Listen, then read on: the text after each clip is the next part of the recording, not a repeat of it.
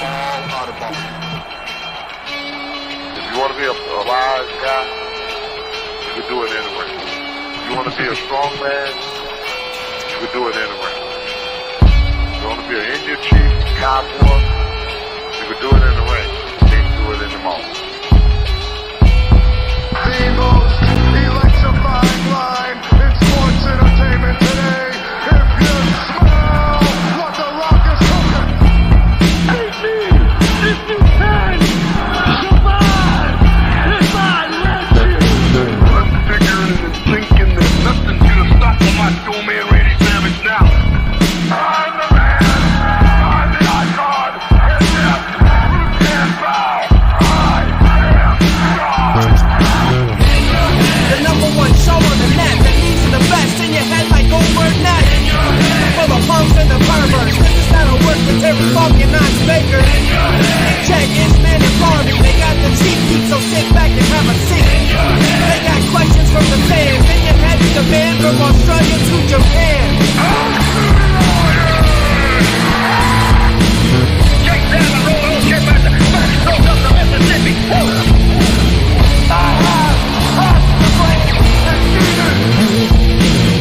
We are bigger. We are faster. Oh, nice. All you idiots, punks, perverts, and fools, be sure and tune in and listen to this show.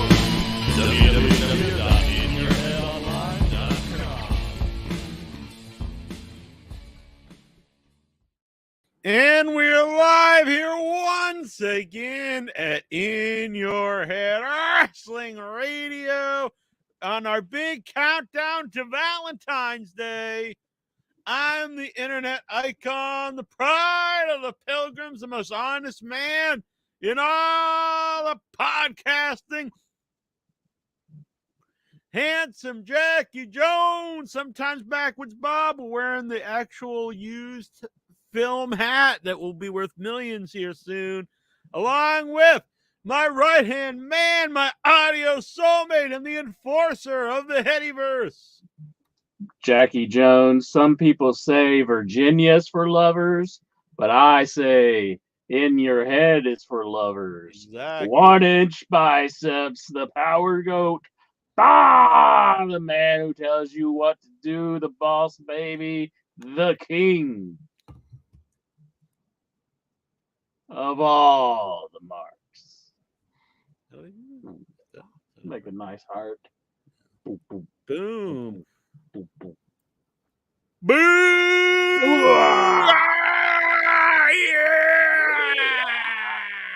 Besides Valentine's coming up, Incher, I know that's the talk of the town and the wrestling community, but breaking news today, everyone's all, they're throwing babies in the air, they're getting the barbecue out, shooting the pistols, yeah! And that is Raw is moving to Netflix. Netflix. Raw's on Netflix in 2025. Right. So is there no cable television, or is it just Netflix? Just Netflix for Raw. It's not going to be on cable television. Not Raw. Really? Yeah. That's insanity. So Yeah, you got to pay just to watch Raw.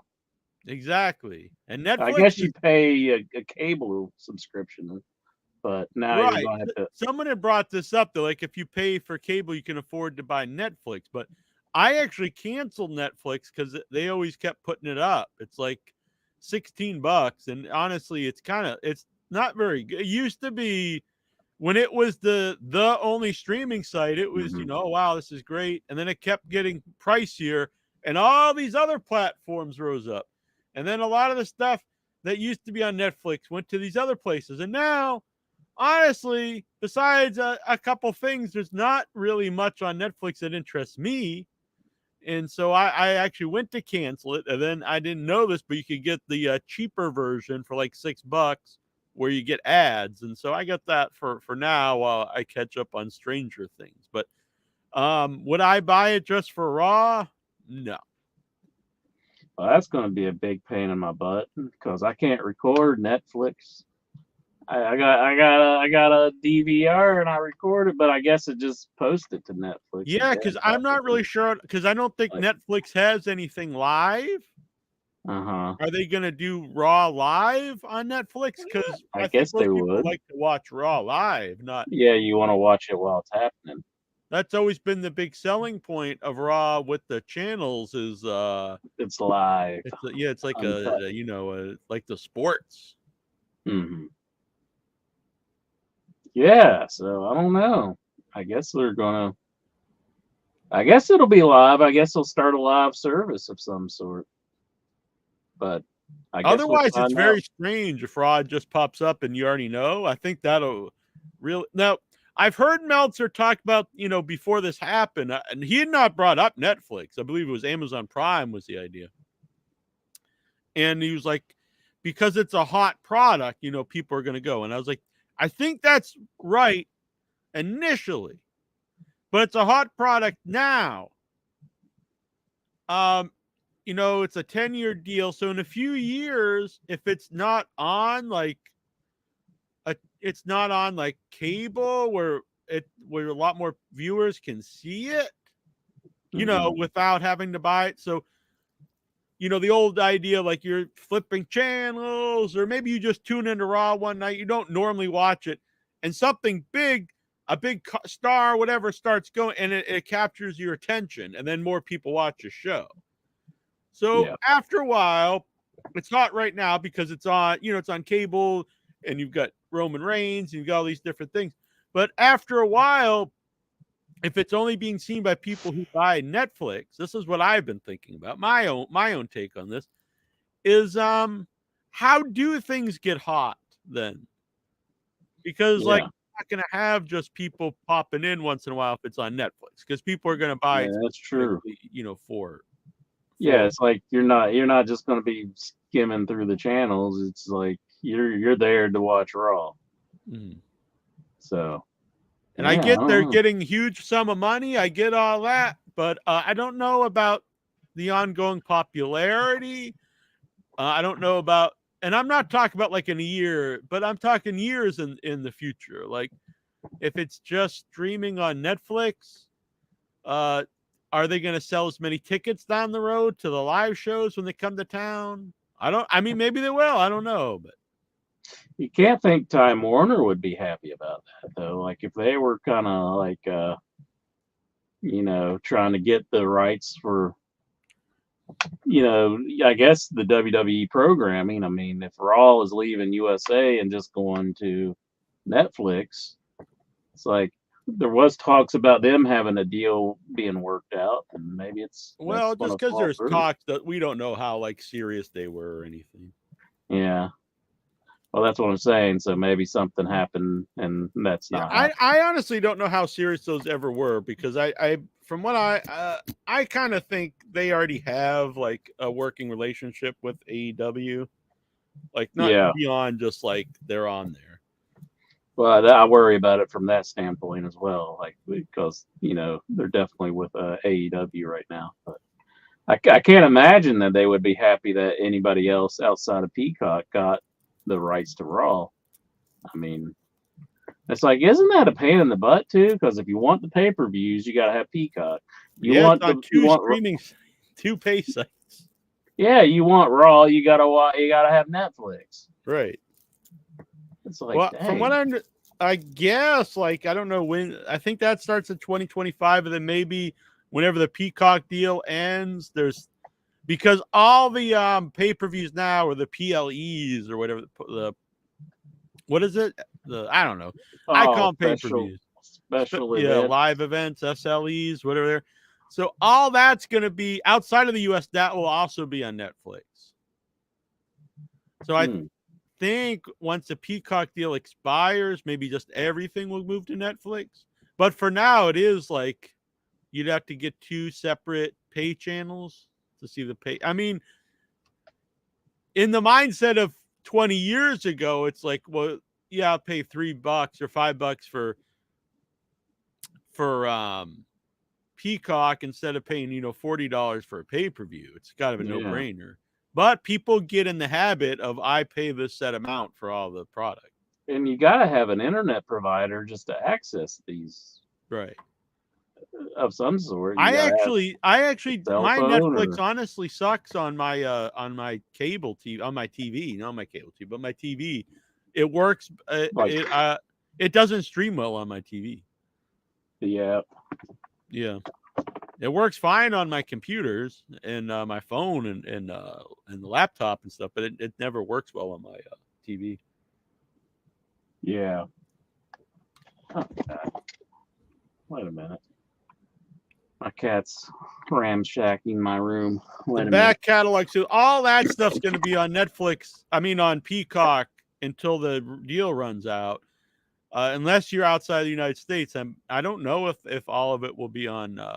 If all the back catalog, I don't think all the back catalog. I have no idea, honestly. That's a good question. Seems like an awful lot of stuff. If this, well, it is happening. It's not if it happens. It's gonna. Raw is moving to Netflix in 2025. Jack's New England accent comes put when he says peacock.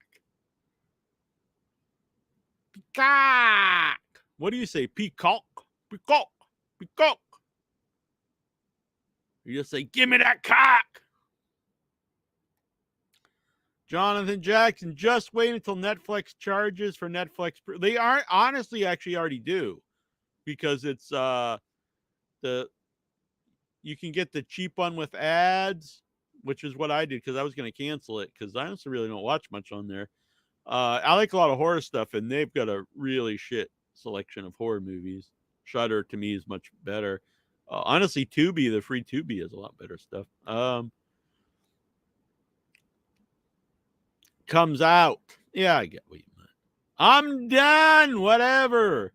Taniera Giacomo says. Yeah, well, I haven't watched it in years anyway. That's a wonderful and positive goal to have, Lexar. What was his goal? My goal in 2024 is to win $1 million playing Powerball or Mega Million, so I can attend the Raw tapings in 2020. That's a good goal to have, yeah.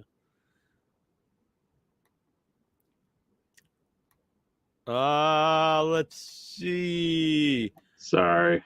Jojo Brown, I don't have Netflix, so I'll never watch Raw again. I haven't watched in years anyway. Yeah.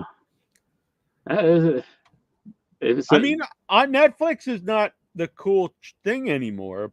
No. And it seems like they've been doing poorly for a while. So I think a lot of this is probably in their ideas is going to bring in a lot of subscriptions.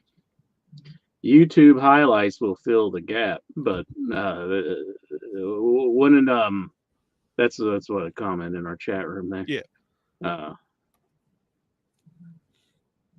That's some name there. Leoniera Giacomo. Yeah, I couldn't do it. But I think maybe Netflix may send out like, their own like Charles Robinsons to make sure there's no pirated I saw stuff. people were like, hell yeah, this is great. Because like they still send Charles Robinson out there to like put the ring together. And I saw fans like saying this is great. I was like, it's not great. This guy's what, 60? Yeah. And he's been an employee for like 20 something years in WWE, probably 30 if you include WCW. And like they're still sending the poor guy out there to put the ring together. Hopefully he's paid well. I mean, but yeah, I mean, you would think he would have a little bit more respect than that. I mean, do all the referees have to put the ring together? I guess that's like the deal, but I don't know. It's like this giant company now. Do they really need that? Can't they hire some goons to put the ring together? Yeah, really. You would think. Would kind of suck. Like I've got to ref this 3-hour show, and before that, I got to put this whole fucking ring together. When they're live, he comes out a lot of times and changes aprons and stuff. I'm like, man, this poor dude. Poor Charles Robinson. And then they make Ric Flair take his stuff back. And they send Ric Flair to his house and they're like, please give me my robe back that I gave you several years ago and that you have on this nice mannequin displayed in the middle of your house. I need that. And then he starts crying. Man, this guy's had enough already. I'm out. Fuck you, bitches, he says. Jay. Oh, sorry, I couldn't pronounce your name. Did you butcher it? No. I really could. I couldn't even He's begin. just bored of this shit. Oh, Like, jeez. where the hell is Jim Cornette and David Bourne Meltzer? I haven't had cable in 10 years. Going through a subscription site entices me. I mean, different strokes for different folks. But I do see what you're saying. It's like there's not going to be channels that you're going to be surfing through. I mean, maybe the plan is they're going to leave SmackDown on Fox, and maybe No, they'll- it's leaving Fox, and it's it'll be on cable though. I think. Did it go into CW? Where is it going? Where's SmackDown? I know it's leaving Fox, so I believe. Really? Huh. Well, that's a shame. So if it goes to CW, I don't even know what channel CW is on my cable. But is it an over-and-air channel, like a free channel? I think it was. I'm not sure if it still is. Oh, it's so SmackDown's going to USA.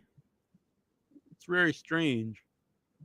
So they're So picking up Raw's- USA and Raw's going to Netflix. Right. So they will still have a presence on cable. If you had no presence on like TV, I think that would be bad, but they'll still have presence on there. Yeah, so maybe they're gonna like say you got to get Netflix for Raw, and this was on Raw, and that was on Raw. But there's gonna be like guys you don't see like normally, you know, like who's on Raw? CM Punk's a Raw guy, isn't he? And I have no idea. I think it's Kevin Steen on Raw. Who? Kevin Steen. Kevin Owens. I'm sorry. I don't know. What do you think I know about wrestling? I really haven't watched WWE in years, so I have no idea. I watched a little bit of Raw this week, and I don't want to be this guy because obviously if I don't watch the show, how am I supposed to know these people? But I was watching the show and I was like, who the hell are these people? It was like this short woman with a chain on and this tall woman with like this tall like hillbilly woman or something, and then they came out and then it was like these two brothers or something. I was like, who are these losers? Like hitting on them in the back. All these people that like Vince was just vetoing that Triple H would bring up. Triple H is just rolling them all out right now. Yeah, sometimes though I think, well, maybe Vince was right on some of these folks. Yeah, I was just like all these new names that are just popping out of nowhere. I'm like, who? Wait a minute, I don't even know these people. It's like I didn't watch NXT because Vince ruined it. And I just continued not watching it. NXT 2.0. Do you prefer we listen on Facebook or YouTube? Honestly, YouTube is better for us, but I know we have a lot of people on Facebook. But if you are on Facebook, please come over to the YouTube, watch on YouTube, subscribe, hit the like button, and comment with these fine folks. The chat will work a lot easier on YouTube. When you post in the chat room off of Facebook, it doesn't come up to us with your actual name. It just says Facebook user. It can if you actually go through some steps, but these other fine folks won't see you unless I pop it up. Yeah, but Facebook's good too. But if you want to interact with the chat, it probably would be best to YouTube it. Punk is on Raw and he can keep business. Yeah, so I did not see this, but I saw on the Facebook where Punk was talking on. There was like a promo with Punk and Cody, and Punk was like, I can keep business and personal separate. And it's like, I'm a Punk fan and all this stuff, but I mean, give me a break. Like of all people to say he won't let like personal things come between business. Like, Of all the Well, people in the world, I mean, I guess there was definitely a lot of personal aspects that involved the AEW his whole departure. career, not even I mean, honestly, it's been his whole career. That's what part of his appeal is the pipe bombs and The pipe bomb that where he had some beef with Triple H. Yeah. with everyone. That's been his deal. That's his thing. That's it. That's what people liked about him. Was that another promo by Bruce Pritchard? Not the original pipe bomb. I doubt that. No. I'm talking about this promo. I didn't listen to it, so I don't know. It's impossible. Because he's always having him say things that is like out of character for him. It's just like, My mom saw it. She watched Raw. She said like they were talking about Cody and Punk being like friends for a long time, which I don't know. Maybe that's true, but they always said that was one of the reasons he left AEW. Cody. But honestly, who knows? You can't believe anything that comes out of that guy's mouth. But it's very strange to build. This happens a lot in wrestling, in modern wrestling, though, where they build matches out of friendship instead of like animosity. mm-hmm. It's always odd. I could see Bruce Pritchard running back and calling Vince to get like pointers of what he should put in his promos from Vince. And Vince is like, make him say this, pal. And he's like, okay, I'll do it, Vince.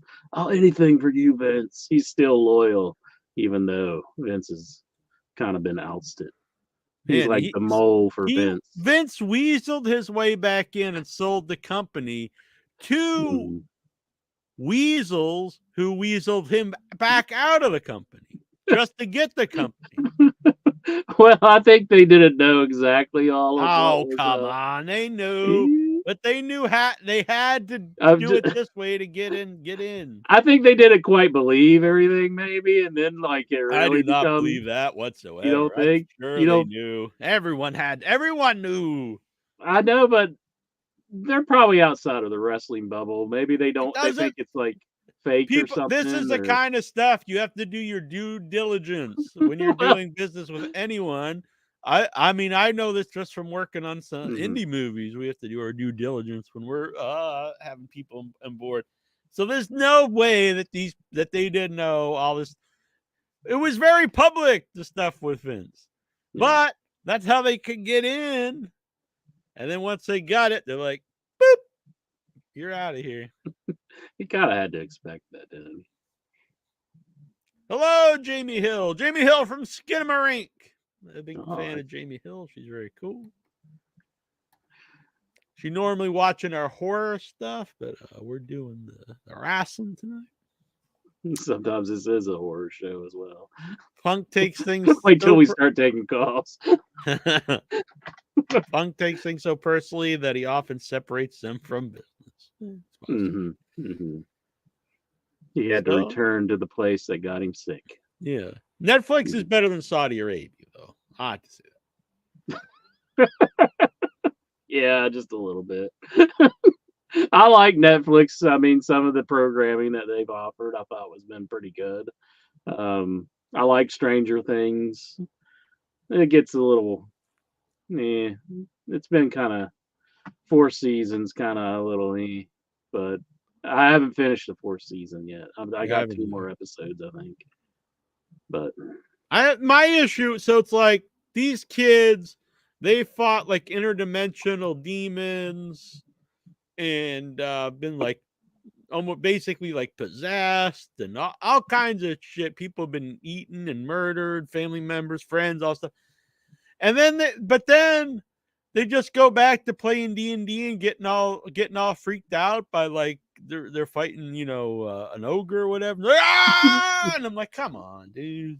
It probably would lose its appeal after actually fighting like honest to God monsters and everything else. They're in like real, actual, face to face with this stuff, and like some have been like taken over by it in their minds. And I never thought about it that way. They've seen their friends eating, and then they're just like, "Oh, let's go back to playing some D&D." And then they're getting their shirts. So like, yeah, we're part of the D&D club, and then they're playing it. Look, I played D&D my whole life from like the age of 5 until I'm into my 20s. And we never like, no one ever when we're playing it would be like legit freaked out like these people are. And Well, none of us were fighting interdimensional demons are you sure about that? that I know of. Okay. But yeah, I don't know. I don't know if I'd necessarily like that. Like Raw's going to Netflix. I've got all these DVDs where I've recorded Raw over all these years. It's like now I'm just gonna have to stop. It's You like know, the hoarder, the video hoarder that I am. It's like, well, what am I to do? Can't like keep it forever that's physically. true. And with Netflix, there's no guarantee it'll be there forever either. But I will not sign up for name over on the Twitch, which also please follow us on Twitch. Stop antagonizing Punk. He single-handedly reinvigorated. I think he means reinvigorated the business. I know he's being facetious, but there's actually a lot of truth to that. He has brought a lot of attention. No matter what you think of the guy, he brings a lot of attention. The guy And is he's really brought a lot of apparently a lot of the big business for WWE. I mean, they already had momentum anyway, but Punk, I mean, when Punk's there, people pay attention. yeah. I definitely think the fans have stopped and paid attention to a lot of what WWE and is business doing. people in the networks and stuff. Mhm. So yeah, he definitely has his fans out there. That's for sure. I mean, there's a solid bit of them. There's a lot of them, but what do you think Kevin Dunn's gonna do now? Well, he's like what 70, and he's probably a multi-billionaire or millionaire. yeah, I just mean, what's he enjoy got life. to do? Just like sit back and enjoy yourself. I mean, retirement's not like terrible. I long for retirement. It's just like, yes, retirement. He could start a podcast. He could start a podcast and start bitching about Cornette. Don't know how popular that would be, but he could start telling his side of the story. Let's reach out to him. Maybe that'll be. Let's lock him in. Yeah. Kevin Dunn. What could the tag name be? Should we start a series of podcasts like this with different wrestling, personalities? Just lock them in, make it where they can't go anywhere else. We'll just sit here and we'll read the Observer and like, well, David Moore says that and blah blah blah blah blah blah blah. What's your but instead we'll just say Jim Cornette says you've got buck teeth. Think about that. Well, he's got 4 eyes, and he'll start going at him. How he's a glasses wearer. I don't know. Maybe Kevin Dunn's got some stuff he could use on Cornette. You never know. It's true. It's true. You never know. There's always 2 sides of the story. Yeah, let's get this in. Is any member of the Headyverse has a Netflix account? No, Lexar. No one uses. I'm just going to we've say just no, been saying too. both of us have Netflix here. You can't share accounts, Lexar, because they made it where you have to have a code and everything else. So. Yeah, there are sites there are platforms that let you have like so many people using it, which is nice. But not Netflix, not anymore. They're very anti sharing accounts, which I get to a degree. I mean,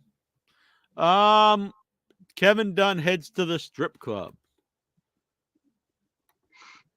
I have a Netflix, but I get it free through my AT&T phone service. Damn.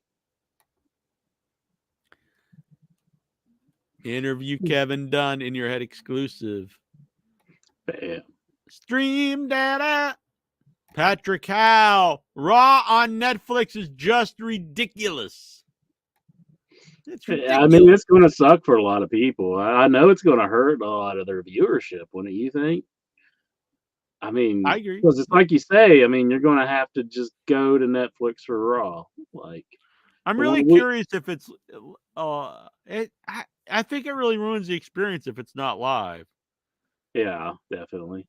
I know Meltzer always says it makes no difference, but I completely disagree. I think live wrestling is. Well, like The Rock coming out a few weeks ago and just, for a surprise appearance. Yeah. That's like something that was like not expected and everybody went crazy. And that would be different if it's on like, video that's on, what do they call that, canned. It's just like it's just something you got to access video on demand.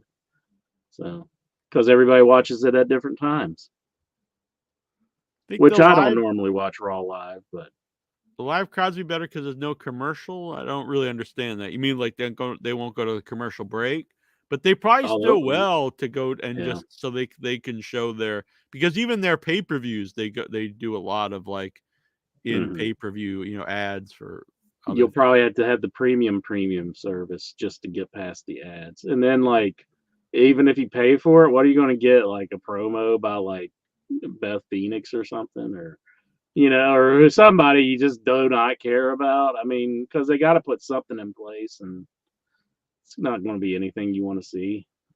Where is Okada going? So yeah, that's the Rainmaker.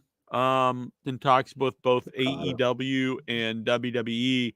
If this would have been if this would have been forever ago, up to a few years ago, I would say like don't go to WWE unless it's just for the money, because like they have never used Asian wrestlers well. But Yeah, the new guy running it, I think, does have a completely different approach to that.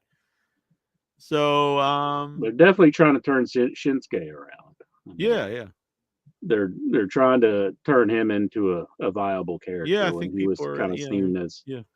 And I So mean, so I agree with that. I think if it was years ago, just don't go there if you care about your wrestling character. But if he does, I mean, they could use him now. I mean, they used Asuka, yeah. and she's probably one of the most over women in the company. Yeah. But outside of that, they don't have a very good track record with No. Until but we're different people running it, so I think it's a different for many ways. Plus it's a wrestling guy who appreciates the actual wrestling more. So I honestly, I think. like I said, even if I'm not a necessary WWE fan, like it really would depends on the offers, like the money, Mhm. how often he has to, travel, all these different things. Yeah, I But I mean, did see like they talk about NXT. I mean, if I was that guy and I've been like a perennial main eventer who's like main evented like these giant shows in Japan, I wouldn't want to go and like now I've got to wrestle for the training school. Like that's pretty lame. yeah, going to NXT, that would be pretty lame. Like, does Triple H not realize how big of a slap of the face that is to like somebody who's been Yeah. wrestling for like years upon years? I mean, This could just be internet stuff, or I get maybe even the idea like you're just there for a month or so just to like get the idea of the different rings, whatever. But like if you're there for years, like I plus I think especially a guy's been around for a while, he has a limited number of years left. So I think you just kind of waste a lot of like the valuable years that the guy has. mm, I think even with some of the people there now, like Braun Breaker, like after a certain amount of time, like just you get him just off NXT. yeah, I mean, because you're gonna learn more wrestling than the guys on the main show. it's like I've been hearing Braun Breaker for forever now, and it's like he's a name who has some buzz behind him. Bring him up to the main show already. Get him off the NXT. I mean, I don't know. Maybe they're just trying to present NXT as like one of the main shows, but If they it's did not. that, I think they should go back to the old model where there are certain guys, as much as I might like watching them wrestle, don't really because when I see them on the main show, they're just not over. Like you know, John Gargano, he's just Mhm. not over, but he was super over in NXT. Keep those kind of guys basically you'd make They- it the cool indie promotion on a bigger, on a bigger They platform. are trying to go on back to that DIY stuff, and it's just not hitting anymore like it used to. It's like I like these guys, but it's just not working. Like because we've seen them in a different light, and it's killed a lot of their buzz, honestly. I'm just hoping there's no more commercials where the rest are standing in a ring for 4. I get that when you're there live, but honestly, I think they still will do that. Just promoting their own stuff, Just whatever. trying to make more money off of Yeah. it. Yeah. And it really only affects you if you're actually there. But I Mhm. mean, it isn't. It is lame. Like people just stand there. It's very strange. I mean, I would hope for no commercials, but I mean, I just don't see it. Yeah, if you get the commercial Netflix, though, there will be commercials either way. So yeah, so why pay for it? the story is over. Rock was on ESPN this morning promoting a match against Roman at WrestleMania. Yeah, and they also announced that Rock is like, I don't know his title, but he's part of like the board or whatever of which is good, I think. I mean, he's not only name wise, but he's a guy who been around wrestling, one of the most over guys. Mm-hmm. I prefer seeing wrestling run by wrestlers or people who love wrestling. So if Cody ever goes back to AEW, is he going to be smashing a rock with his big sledgehammer? I would never bring him back. I wouldn't bring him back. Send him to Impact. Get rid of him. So what about Cody? Is he plus? So Seth is still going to wrestle with like the torn. I think there was an announcement yesterday, but I didn't watch. I'm not sure what exactly happened on that, but I'm not sure if he gave up his belt or what. But no, I don't think so. I think he's saying he's going to wrestle at WrestleMania. That's what he said on Raw. So we ain't got a champion on WWE. I mean, one's out with an injury, and the other one just doesn't show up that much. I mean, Seth was on. I guess he's going to keep wrestling with the injury. That's not smart? No, but I assume he'll lose to Punk at WrestleMania. That's still, a little ways away. What does Cody do at WrestleMania? So you've got, I think it's pretty clear that it'll be Punk versus Seth Rollins. Mm-hmm. I mean, that's where the build is going. Yeah. And Rock and Roman said it. Now, do you put Cody in a 3-way in either of those? To me, that dilutes both of those matches. Do you not have him going for a title? What do you do with Well, if it was up to me, he would be like facing like Eugene or something, or like he'd be in a hot feud with Eugene. I'd bring him out of retirement. They would be fighting over which one shits their pants better. That would be good stuff for the WWE audience. I think with the head of the table, to me, it's a huge mistake to stick another person in the match with Rock and Roman. I mean, that's like as big as you're going to get.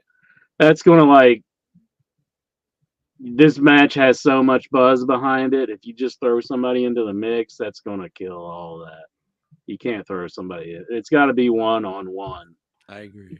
Can't be Cody's just thrown in. I mean, fuck Cody. And honestly, screw Cody. I mean, they only signed him away just to get him away from AEW. I mean, he is over. I won't deny it. He's over. They just wanted to make AEW. Yes, he is over, but I think the guys in the back, they're just like, that's this fucking asshole. What you're making this other company, they probably don't even like him.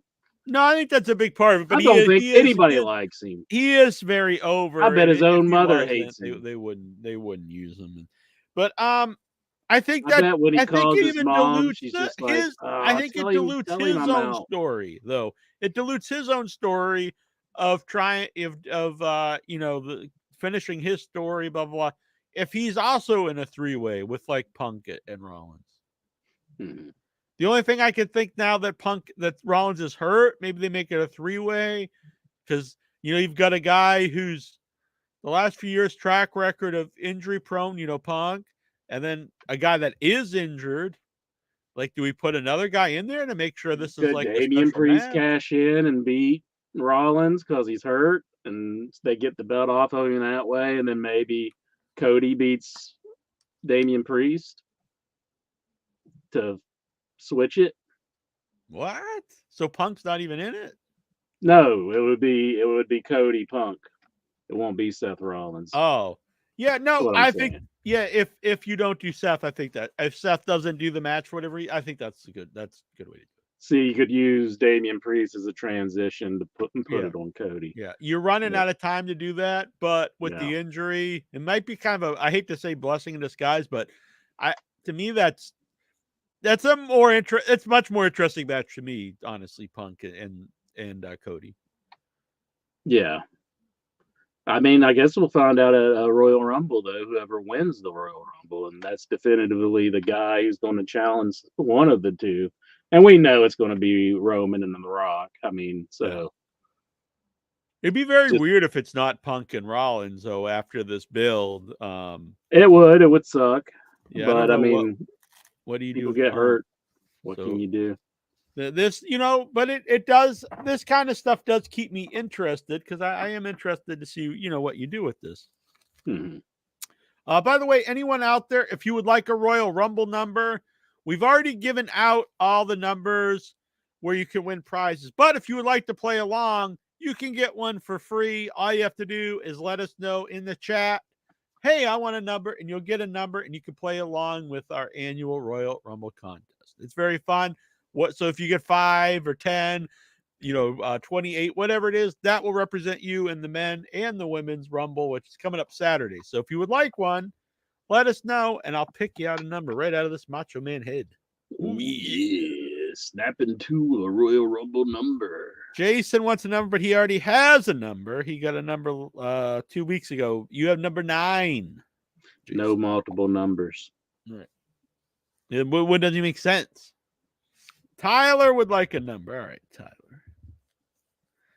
Tyler Okay. S.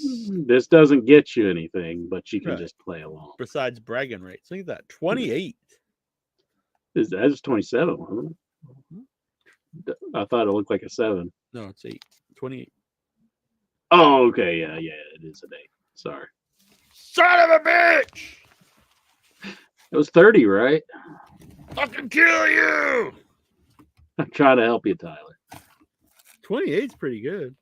Tyler says he's never been a fan of Punk ever. And I can't necessarily say that. I've been a fan of CM Punk in the past. I love He's one of my Yeah. all-time favorites, honestly. loved his Ring of Honor stuff. Loved Best in the World and WWE. Yeah, I mean, he had good matches in AEW. I can't say overall, I was excited at parts during his run, but One of the best moments, I think, was the first dance is on his big return. mhm. I'm afraid they're doing the same thing with Adam Copeland right now that they did with Punk, putting him in these completely meaningless matches with young guys who it's nice that Copeland wants to work with these young guys who looked up to him, but they mean nothing at all on the show for multiple reasons. First of all, there's no build whatsoever. Copeland's winning. Yeah. And also, it does nothing. It does nothing for anyone. I think it makes Adam Copeland less, not less over, but less special because we see him every week wrestling completely meaningless matches, and there's never a follow up with any of the guys he wrestles. So he wrestles. Who is the guy that used to wrestle? He was part of the Blondes there, the college Blondes. I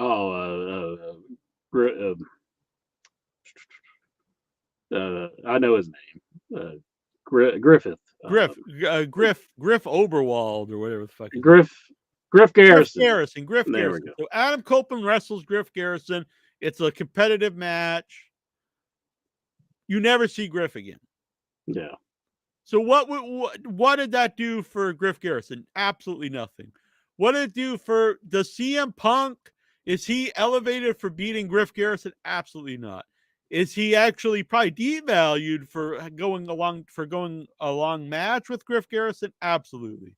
Is it less special now when we see Adam Copeland wrestling on TV? Yes, because we see it every week. So it's actually devaluing Adam Copeland, does absolutely nothing for the other guys. It does nothing for your company. There's no benefit to it besides it's nice. Griff Garrison has, I wrestled, one of my heroes, Adam Copeland, which that's nice, but for TV, it's stupid. It's a waste of giant sums of money. Well, he's billing it as the open cope, but I understand what you're saying. It's not very good. And he cut a promo after he beat Dante Martin, which once again I didn't expect Dante Martin to beat Edge or Adam Copeland, excuse me. And he cut a promo about becoming the TNT champion, once he gets to Christian Cage. But like, we should have like some sort of rebuttal from Christian Cage, like maybe him just watching the program, or him getting kind of mad that he won't go away or something. Yeah. They should have something. They need to work on storyline elements like that better, because they just let stuff get cold like that. Yeah, and he was in this super hot feud with Christian. That was great. Like, you got to keep it going. Christian's one of the best heels in all of wrestling, maybe the best heel in AEW. And you had this super hot feud. It's a great match on the last pay-per-view. And the follow-up is now Adam Copeland's going around wrestling Griff Garrison and like Shorty McGee or whoever the hell he's wrestling. I was like, Dante Martin was Collision last week. Dante's is probably a step up from I like Dante, yeah. I like both those guys, but they're not on the level of being like wrestling Edge. No, and if you having a competitive match, if you took one of those guys, so let's say we actually want to do something, because you can't do something with all these guys. You take one of those guys, say we want to do something with Dante Martin. You don't do all these matches with Adam Copeland every week.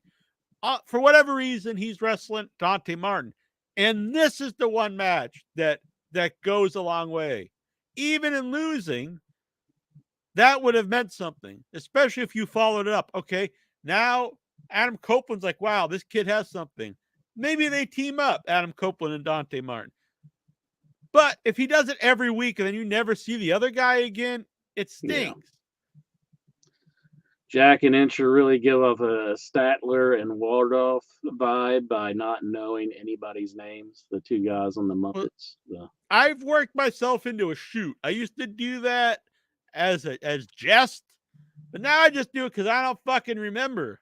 But no, Griff Garrison, I remember that guy. What it is for me, I've got like too many wrestlers' names like in my brain, and it's like it's hard to like pull one out at a time. It's like I'm going through the Rolodex, and it's like, well, where is he? What is that guy's name? Right. It just doesn't come to me as quick sometimes, so I apologize. But yeah. I mean, I don't know. I was not excited for Adam Copeland. Just because I don't know, his return to WWE was pretty lackluster. His very first return was good, and I gave him credit because the guy is in amazing shape. Really looks like he's having fun, and so he won me back over, honestly, with the Christian Cage feud.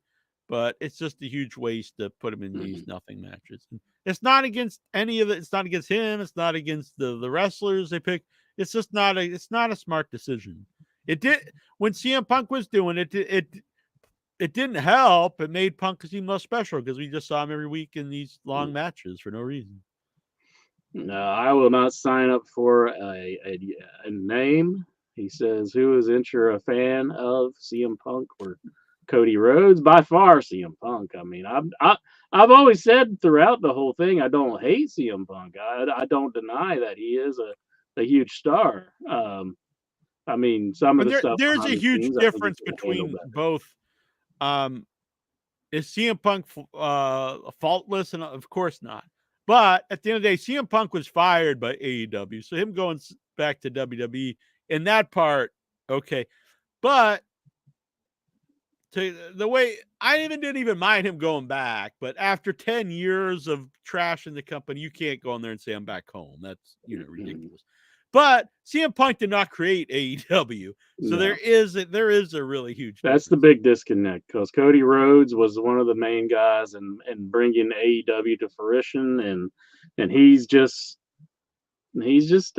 turned his back on him because he didn't like getting booed. And Poor Cody. whatever you can disagree with how he did it and all these things, and I would disagree with punching people backstage and stuff, but I do believe CM Punk always just wanted the show to be better in his mind, and he, he was doing stuff that he thought the way wrestling should be, but it was just a conflict of characters, and it was just not going to work. Mm-hmm. So what do you think of? I'm actually interested in this new Jungle Boy character. So he was in Japan, pops up, he has scapegoat written on his armband, and he pulled out the AEW contract and ripped it on camera. This has me interested. I like this more serious Jungle Boy. People are like, it's an obvious work, and look. Wrestling is a work. That doesn't bother me if it's a work. I don't watch just thinking, holy shit, that guy really bounced off the rope. What the fuck? That's totally fine. If it's an interesting storyline, that's all that matters. You can't just get out of your contract by taking out the contract. And like right. It's now null and void. Exactly. Yeah. So we realize that he's still an employee of AEW. I mean, maybe he feels like if he would return to AEW, he would just get booed, or the reception would not be good. So send him to New Japan and have him start up something different, and it could be interesting what could happen. So, do you think it made CM Punk's dick real hard that he beat up Jack Perry? You think he's going around WWE locker room like, yeah, I beat up Jack Perry. That was Luke Perry's son. I punched that bitch in his mouth. 90120, bitch. I beat up Jack Perry. I like Samoa Joe as champion, by the way. I like him just. I'm enjoying it. I think guy. the Hook stuff last week, it was great. That made me think of like old Dynamites where you tuned in. I agree. Like, oh my god, this is a great main event. I love the match. Only one little issue, I think. Don't have Taz on commentary. I would just say that any week, but yeah. His dad's sitting there watching his son get beat up by Samoa Joe, and he's just sitting there calling it like a match. Every now and then he showed a little bit of, but he wasn't very good at it at all. He needs to show like some sort of like fiery, like, come on, Hook, get into this, or that's the son out there. I mean, I would expect that from a father. Yeah. He's just not a very good performer. I mean, or he doesn't want to be a performer. He's just there to collect a check. I don't know. I just didn't think Taz's involvement, but other than that, I thought it was really good. Yeah, and this was a match in where I think it's a good example of a guy who, in losing, it didn't hurt him. I think it actually helped him. Mm-hmm. He looked strong kicking out of the Muscle Buster. He also kept Samoa Joe super strong. I think it's a great guy to have as your champion right now. And you need to build up some hero challengers. I think the fans want Swerve, but I think they realize that, and they're kind of going with that, but they don't want to just come out and say he's the good guy. But I think that's where they're going, which I like. The eventual MJF return, and then when the big guy from England, when he comes in, I think in February, he's actually coming to the company. The big guy from England. Will Ospreay. Will Ospreay. So then you've got. You said big guy. I was thinking physically big. Well, he's not small, but a big name. Yeah. So I think those are that's a good group of like, these are our top baby faces. So I think Joe. Keep Joe super strong right now, though. He feels like super great as a champion. I do think that WWE has tarnished a lot of his previous legacy. I think they need to make a lot of video packages showing Joe's like past and who he was back then. I think because it definitely feels like that now. I just think they need to remind the fans that this is a guy to be taken seriously. And I think it's a smart move. Have him just come out like there's no more like whining and stuff. It's kind of like a reset. Like, okay, now we're taking this serious now. You know, I'm the champ. And I think, like, without just telling people, you know, I think people, oh, this is like a, you know, a different mindset now. And this is the new main guy of the company. I like it. A strong heel champion. And Because who, a lot of times when we get the heel champion there, you know, the chicken shit heel who's got to cheat to win, which is fine. But Joe's just the straight up, you know, guys kicking ass. and talk about unpredictability, though. I mean, who saw Samoa Joe winning that match? You know, I mean, that was a real shocker to me that he beat MJF. Yeah, And no, I would not have bet on that. I thought it Mhm. was almost a foregone conclusion that MJF was winning that. yeah, so it really was a shocker when you seen Yeah. that on the pay-per-view. Mhm. But yeah, Hook, was this his first loss as a singles wrestler? They said he had one other loss. I don't know if it was as a singles or not, though. I think he may have lost in like tags or something, or in a tag somewhere. But I think this might have been his first singles loss. Yeah. I could be wrong on that. I should know because the records matter now, Jack. Yeah, they records say are that backing was up that. Punk's thing, like he didn't want the records. But I don't necessarily, I don't really care one way or the other about like the actual win loss thing. But I do like I like the rankings, like who's the top 10 or whatever. Mhm. I I mean, think why that's not? what they should put up. Who's in? Yeah. It treats it like more of a sport. I mean, so Well, it why is not? weird. A lot of wrestling fans want it both ways. They want it to be more of a sport, but also they don't want anyone to actually take it serious. So, like, if you take it, if anything's a joke, you're a piece of shit who doesn't take it serious, you should get kicked out. And then Mhm. if you take it serious and treat it like it real, then you're, you know, a dork loser who thinks fake fighting is real. It's basically no matter what, they'll have a reason to hate you.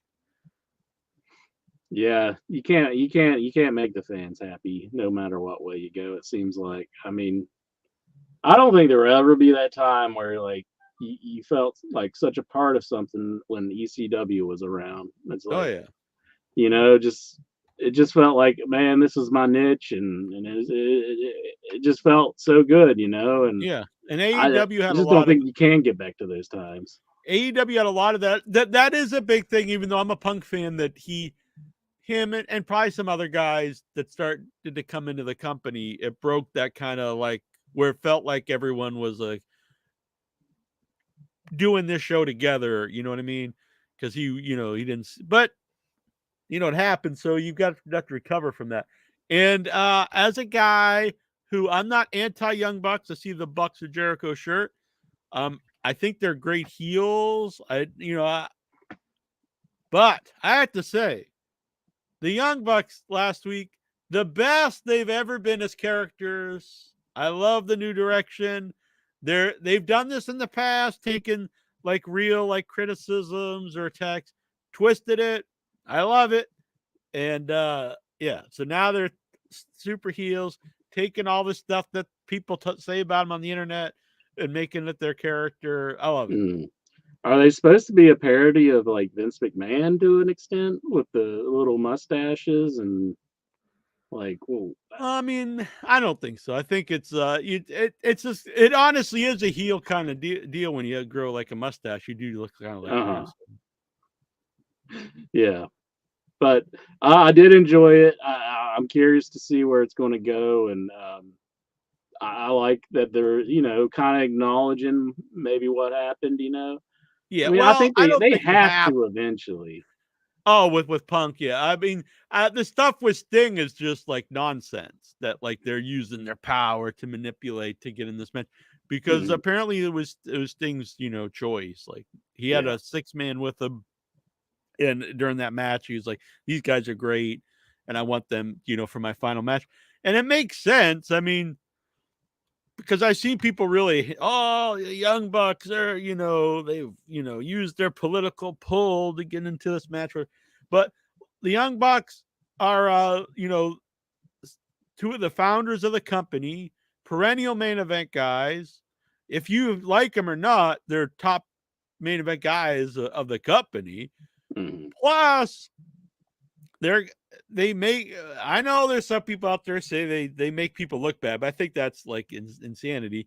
They make people, they make other teams look great, and they're gonna bust their ass to make Sting look awesome. So Yeah. to me, it's like it's a great pick for their final feud. Who do people want? Like, Lex Luger and Ric Flair, and it's like you don't want to see Sting in his final match against like a 65-year-old guy or 75-year-old guy. I mean, Sting has been keeping up with a lot of his competitors in AEW. I mean, I know Darby helps him a lot, but I mean, the matches feel good. I mean, He like is the match. fun to watch.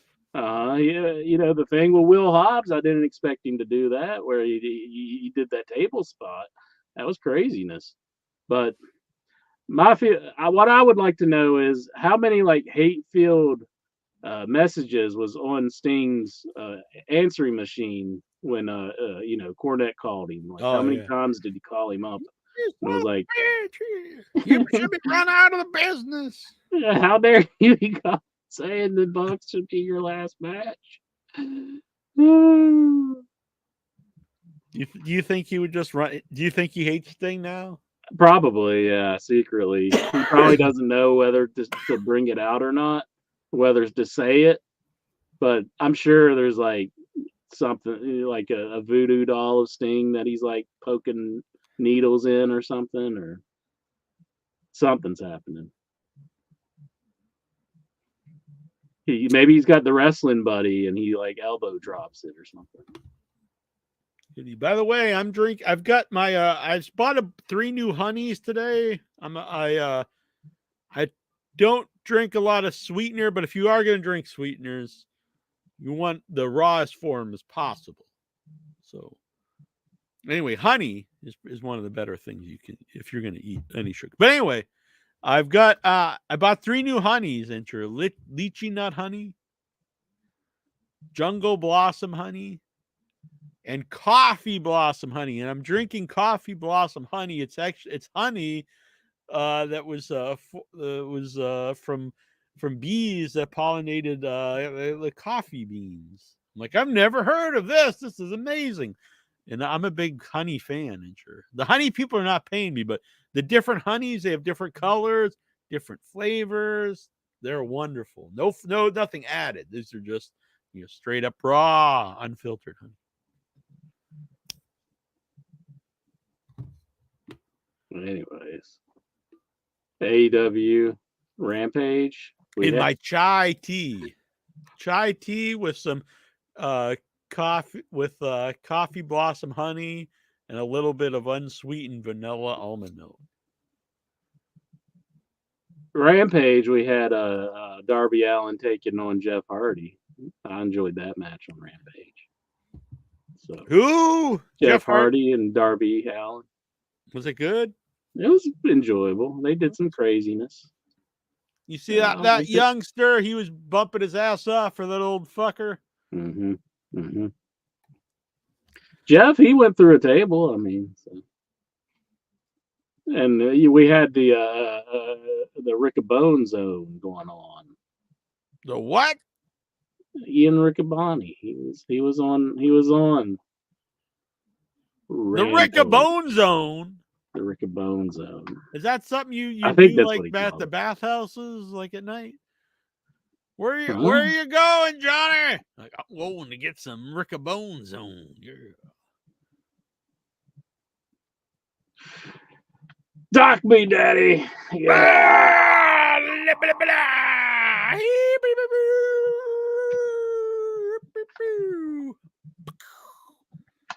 You'd be talented if you could do that. If you could like do that. Yeah, man. Shit. No. So anyways, anything else in the world of professional wrestling that we should? We've got a bearded incher. He says they didn't shake Booker T's hand. Run those assholes out of the business. Wait a minute. Are you telling me the Bucks didn't shake Booker T's hand? Shake it, boys. Yeah. 3 new honeys. You talking about the women, Jones?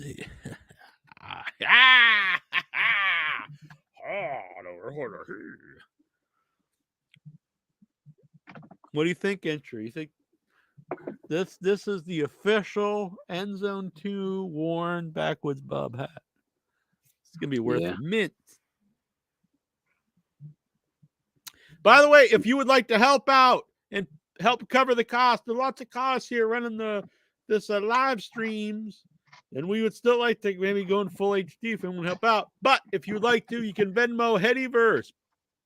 Anyone who Venmos or Super Chats all the rest of January and the first 2 weeks of February, you are going to receive a personalized Valentine's Day from Jackie Jones Valentine's Day card in that sweet interest. So help help the show that you love, help cover some costs, either Venmo or Super Chat, and send me your address, and you will get a hand sign. I'll personalize it. I can personalize to someone that you want or to yourself. Valentine's Day card from the internet icon Jackie Jones to show how much I love the Headyverse. Every goddamn member out there. Love. Love in the Headyverse. Yeah. Who doesn't want a Valentine? From Jackie Jones. Boo! Mighty Lexar, he says, I want a Valentine's Day kiss from Geraldine. You know We what can't my make that happen. grandfather would say to that? He'd say, wish in one hand, shit in the other, and see which gets full first.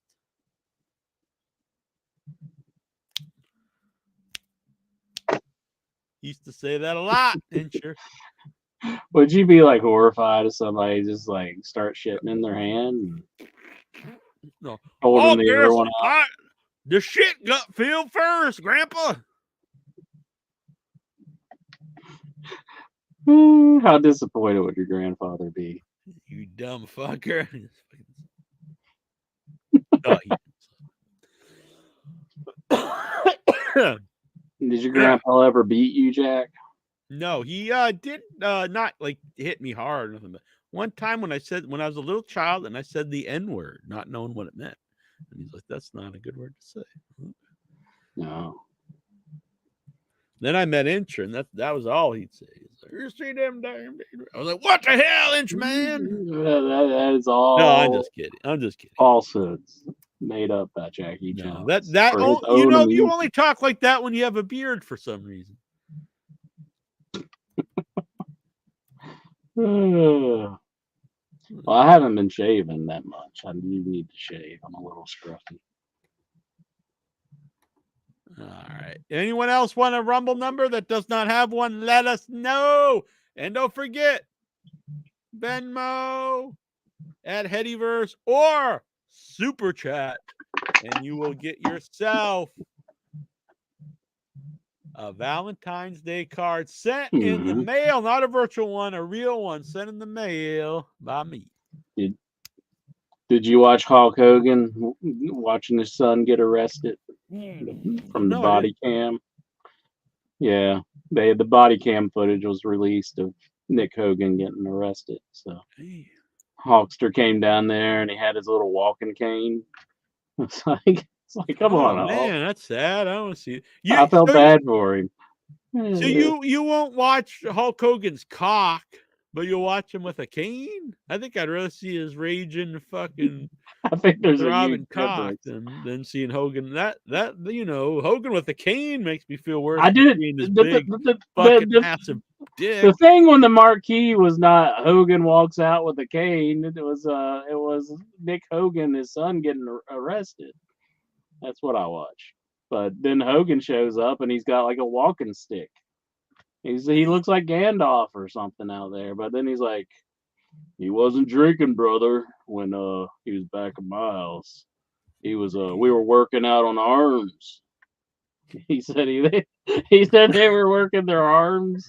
I will say, Nick, he did look like he was bigger, and Nick's girlfriend was just being belligerent the whole while. Like she was like yelling out the side of the car. She's like, "What are you guys doing?" I was like, that does not help. And Hogan kind of stops. And he looks over and he's like, hang on. And he walks over to the car and he's saying like, shut the hell up. And like, what the hell? You're not making this any better. But Yeah, they did. Hogan saved someone's life the other day. I saw that. I heard about that. What Wouldn't that be- was the deal with this? I think it was someone in a car accident. He like pulled them out of it. Imagine that entry. You're in a car accident. God forbid. And you're like, you look up and it's Hulk Hogan's like, come on, give me your hand, brother. Or maybe I'm driving to a wrestling convention. I'm going through the mountains of West Virginia, and a bear just rips the door off of my car, and he's like attacking me. But all of a sudden I hear, I am a real American. Hulk Hogan's got the bear in a headlock. He's like, don't you do it, bear brother.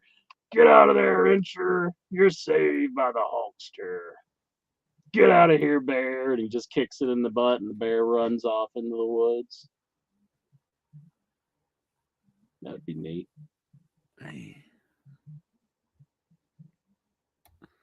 Talk about it would really suck if I got pulled out of a car by Cody. Like he saved me. I was like, oh fuck.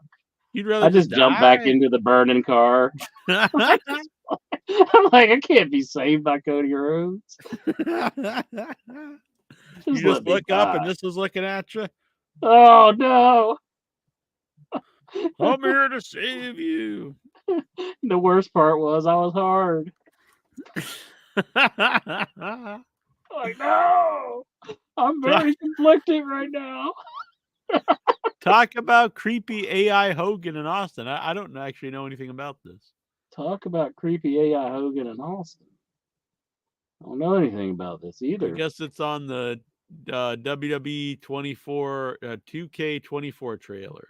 Oh, I can't play that stuff on here. We'll get flagged. No. I thought it might have been like somebody, because there's like a Twitch channel where they made Biden and Trump like constantly arguing for 24 hours a day, and it's AI generated. Right. So like they just go back and forth at each other. I thought maybe it was something like that, like Hogan and Austin just yelling at one another. That would be should I feed our audio, because we have like thousands of hours. We could feed our audio into AI and we could just do straight up AI IYHs. Just have them go at each other. Yeah. Yeah, you going, it might be amusing. Yeah, AI. What if that's what they're doing? They're like, so Incher, do you want to fuck? And it's like, yes, I do, Jack.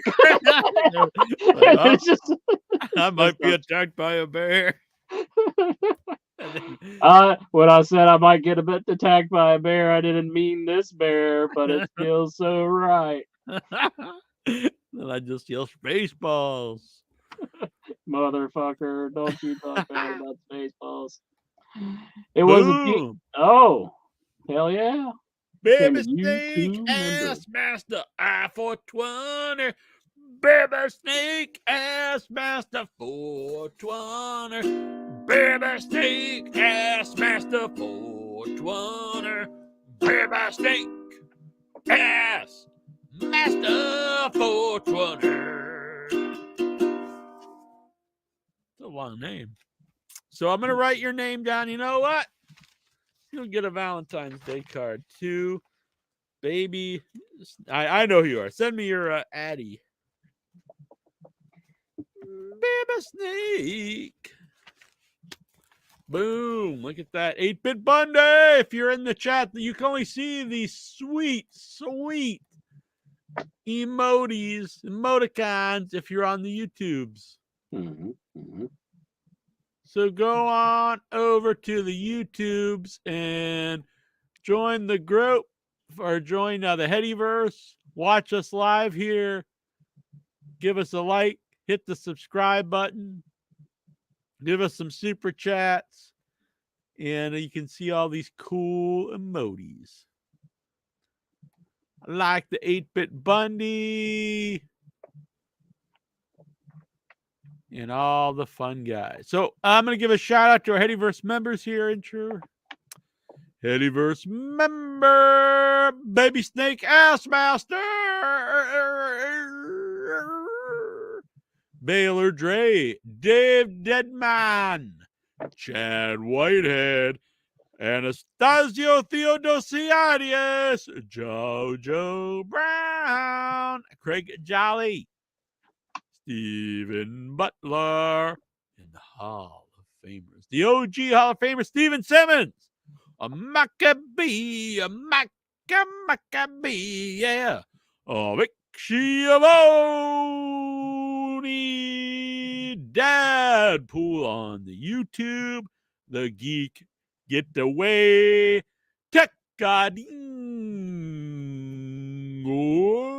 and our producers, Brian Matthew Klutz, Sean Green, and El Santos World. Ha! Yeah. Good stuff. What is this? I am unhospufal. What does that mean? Hope that's not a bad word we can't put up here. Is that like a Yiddish swear or something? I don't know. Yeah, I like this. AIYH. There you go. AIYH. I still remember the Armando Estrada interview where he promoted his baby steaks and lemonade restaurant. He had like steaks made out of babies. Someone call Tazo. No.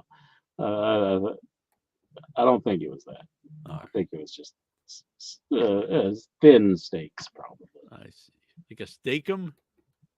I guess so. Like something you'd make a Philly cheesesteak out of or something. All right. I guess what do you think, Incher? No one's zooming in. Let's go ask these questions. We're going to ask the questions. People Zoom. Not Zoom, but video in. It's hard to get Zoom. I gotta make sure no one's no one's Venmo'd here. Venmo. All right. Venmo or super chat. Get yourself a St. Valentine's Day card. It'll be a good time. All right. Oh, we got people coming in now. This Saturday is the Royal Rumble. It is. Yeah.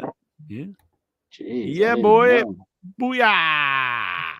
I'm terrible. Booyaka! 619 Saturday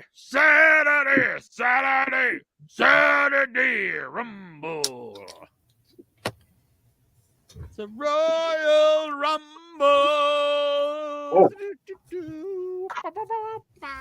No, Reddy's in the hospital. What's up, man? What's happening, Reddy? You okay? I think so. Just had an abscess. Oh, he's got an abscess. All right. Well, hope you get better soon. Yeah. Well, it's good to see you. Me too. There's nothing that'll stop this man. Yes, you gotta go. I gotta call in. Yeah, man. She says it's okay. I know we talk too much. All right, no problem. Our truth are coming out to win it all, baby. Dustin Nance. You know what the Rumble means? It means we're on the road. So, Incher, think about this. You're on the road. You're going down the road, Incher. The long, lonely road. And when you're going down this road, Incher, yeah, you're passing the billboards. It's like 5 weeks away, 7 weeks away. And they pop up 7 weeks away to WrestleMania. Lexar, you got anything on your mind about the world? When you're on this You're passing by these roads and you see other billboards from other wrestling companies promoting their shows. In between that, damn, does that add to the excitement, Lexar? You're like, oh man, when I get to the end of this road, I'm going to see Cody Rhodes at the end of the road. Plus, Yeah. I'm going to see Big Bubba's Wrestling Extravaganza. I'd rather see Big Bubba's. When I went to WrestleMania New Orleans a couple years ago, before I went to New Orleans, I went to this other wrestling show in Asbury Park, New Jersey. That's the home of CZW. Bam Bam Bigelow. Yeah, but it was CZW, Combat Combat Zone Wrestling. I bet you were boom rock hard for that. Damn right, I was there in attendance. Hell yeah! Someone Awesome. tried video and I missed it. Sorry. Hell yeah! Who was on that show? Hoodfoot. No, he wasn't wrestling there. It was Matt Tremont against Ricky Shane Page in the main event. Ricky Shane Page, by the way, he made an appearance in AEW a few times, but he was on Dark. Hell yeah! I missed that one. Dark. Oh, you missed Dark? That was your favorite wrestling show? No, I didn't watch Dark very much. What the Dark?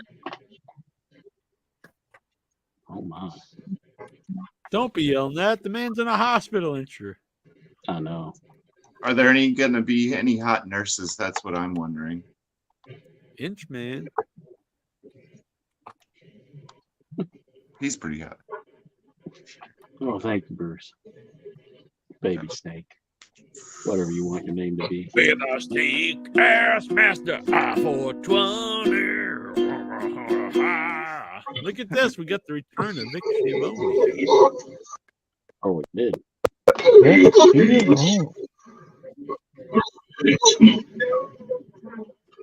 So what is on your mind, Alexi? Flexi Sexy.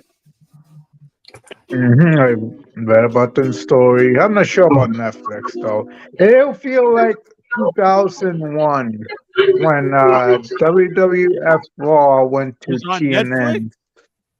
No, it was at the time that Raw went to TNN, and I didn't have that channel on my local cable system. And since when WCW Nitro was bought out, my friend had to watch like something else on Monday night because that's all we watch on Nitro when WWF Raw moved Are to you TNN. gonna turn on WWE? You're like, fuck you, WWE. Leaving USA and going to the no good Netflix. I gotta stack up on my No more WCW I'm wrestling going collection. all to Matt Tremont. I Now gotta stack everybody's up on gonna. my WCW videotapes and DVDs and watch that wrestling on Monday night until I don't know. Maybe I'll wait for it until I see reports on how it does. Yeah, you Because know, I hear is if it I hear airs there's a live, report every Tuesday night on the Raw Report. does Steven Butler have a Netflix account though? Damn, no more Raw Oh. Report. No Raw report. No more You have Raw to start report. doing the Impact, the TNA Impact Report, the ROH Report. Get a SmackDown summary. What beat can we put Steven on when Raw goes to Netflix? The Calgary Stampede report, for sure. Jonathan Jackson says, I'm going to buy 10 subscriptions on Netflix just to support the WWE. The Hoodfoot. How could you want like 10 subscriptions of Netflix? I guess you could hand them out to the Headyverse though. Yeah, he's just going to keep them all for himself. He just has to interview Jacques Rougeau every week. I'm in the Quebec. Mountie. I'm handsome. I'm brave. I'm strong. That's I amazing. am the Mountie. Good tune. Lexar. Yes, So sir. Are you gonna? I mean, no. This is like probably heartbreaking for you to not be able to watch Raw starting the next year. That's what that if you read my comment earlier, that's my goal. Trying to win $1 million. So we go to Raw tapings in So 2025 you're not even gonna win money to buy Netflix. You're gonna win $1 million and go to every Raw live. for the next 10 years. You should just get a contract and then they'll pay you to do that. It's probably gonna be more cost effective to buy Netflix. I would say, yeah. Well, that'd be a That's like- pain in the butt though. Like every Sunday night, you're flying somewhere. Or, And then you fly home Tuesday morning. yeah. It would be kind of cool. I mean, if someone wants to pay me to do this, I'll do it. Then they're gonna have Saudi Arabia Raw, and you gotta fly all the way to Saudi Arabia. Would you ever go to Saudi Arabia, Lexar? He said he Back to would your- just for the WWE experience. Back to your hometown? That's Is not that my where you're home. from?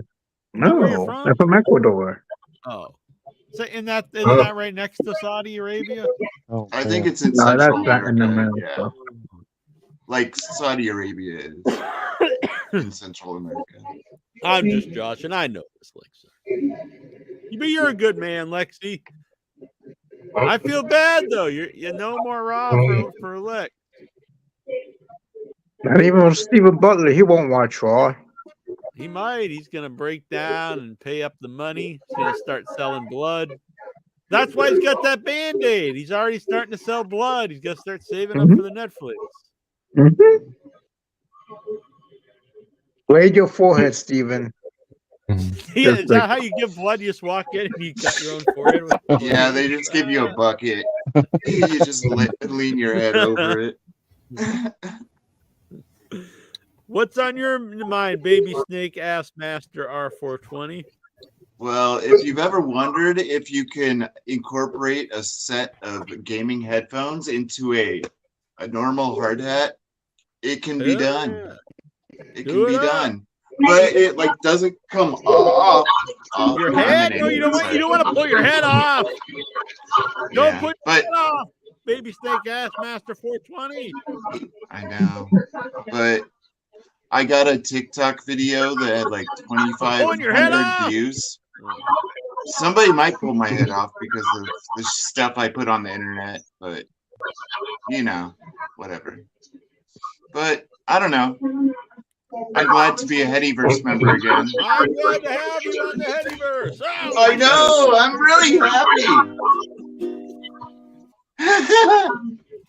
My New Year's resolution is to learn to play this and not just strum it with no chords. I want to learn to play the ukulele. There's a lot of Hawaiian music that has ukulele in it. I was taking some tutorials on YouTube several years ago, but I forget how to do it. I don't know. I think there's more charm if I don't know how to play it. I like it. What's on your mind, Mr. Schiavone? It's a Sebastian Ball. I gave the headphones if you hope you find them. Yeah, do you want me to help you find your headphones? Looking forward to the Royal Rumble. Oh, yeah. The Royal Rumble's always a good time. My favorite gimmick match of the year. So Hell yeah. No, I honestly, even though I don't watch the WWE TV, I always look forward to the Royal Rumble. So got a new pizza place in town. Be ordering pizza. So Hell yeah. good times. Is it a new Papa John's or a new Domino's? No, it is a new. Is that you got one of them new fangled tombstones down in the frozen aisle? It is not a franchise. It is some people who know how to make pizza have opened a pizza place in Ardmore, Tennessee. Hell yeah. And it's great. That is cool. Look at that. What's that? A Pizza Rock? Pizza. Oh yeah, I have one of those. I don't make my own pizza anymore, but I used to make my own pizza a lot. I have a stone, a peel, and one of those. Yes. I couldn't find that. I tried to find it once to attack Jonathan Jackson, but I couldn't find it. I don't know where it happened. I got a job at a restaurant that has like a wood stone oven, so I got this. So I have a personal one. What's the pizza place going to be called, Dick? It's called Pizza on Main. Boom. Pizza on Main is the official pizza for the Royal Rumble party we're gonna have Saturday night. So what do you like on your pizza? Well, I got to order one just for me, and I ordered the Hawaiian. That's my boy. The bacon, the ham, the pineapple, the onions. There we go. That's my boy, Nick Schiavone. See, that's the real Italians here. We know what's good. Are you saying that I don't know what's good? Is that what you're saying? Yeah, I mean, not because you're not Italian, just because you're Inchman. I'm what? You're the Inchman. Because you're you, basically. I feel like eating a Tombstone pizza right now. I mean, this is not a bit. Incher believes that Tombstone burnt is the epitome of pizza. He's like, this is top-notch cuisine. Then he fuck dips Chicago, in fuck a can of Detroit. beans. I would bring my own like toaster oven and just set it in front of like a famous pizza joint. Just put like a Tombstone in it. So for years, he'll never eat Hawaiian pizza with me. He's like, turn in your Italian card, all this bullshit. And then several months ago, he's like, don't tell anybody, but I'm gonna out him right now. He had a slice of Italian pizza and he loved it. Hawaiian pizza. He loved it. Intra likes the cheese pizza down at Comet Pizza. What? Yeah, Hawaiian pizza, not Italian pizza. That'd be Well, yeah, they can be both. I was going to do a video once, a Hawaiian cookbook video, and it was just going to be me just throwing pineapple on everything. And like, now it's Hawaiian. It's like beef stew. Boom! Hawaiian beef stew. I was cutting pineapples at work today. Is that a euphemism? Yeah, I went to the bathroom and cutting some pineapples. Intra likes it when I eat a lot of pineapple, he told me. Where are you working at, Baby Snake Master? I was just going to get to Tazo and he hung up. He has no patience. I was taking people in order. Oh, I work at a place called Stomping Grounds, and it's a coffee shop. I was just saying, it sounds like a coffee shop. I'm drinking some. And I used to go there when I was in high school. The coffee's kicking in about now, if Intra hasn't noticed. Yeah, I don't know. I used to work there.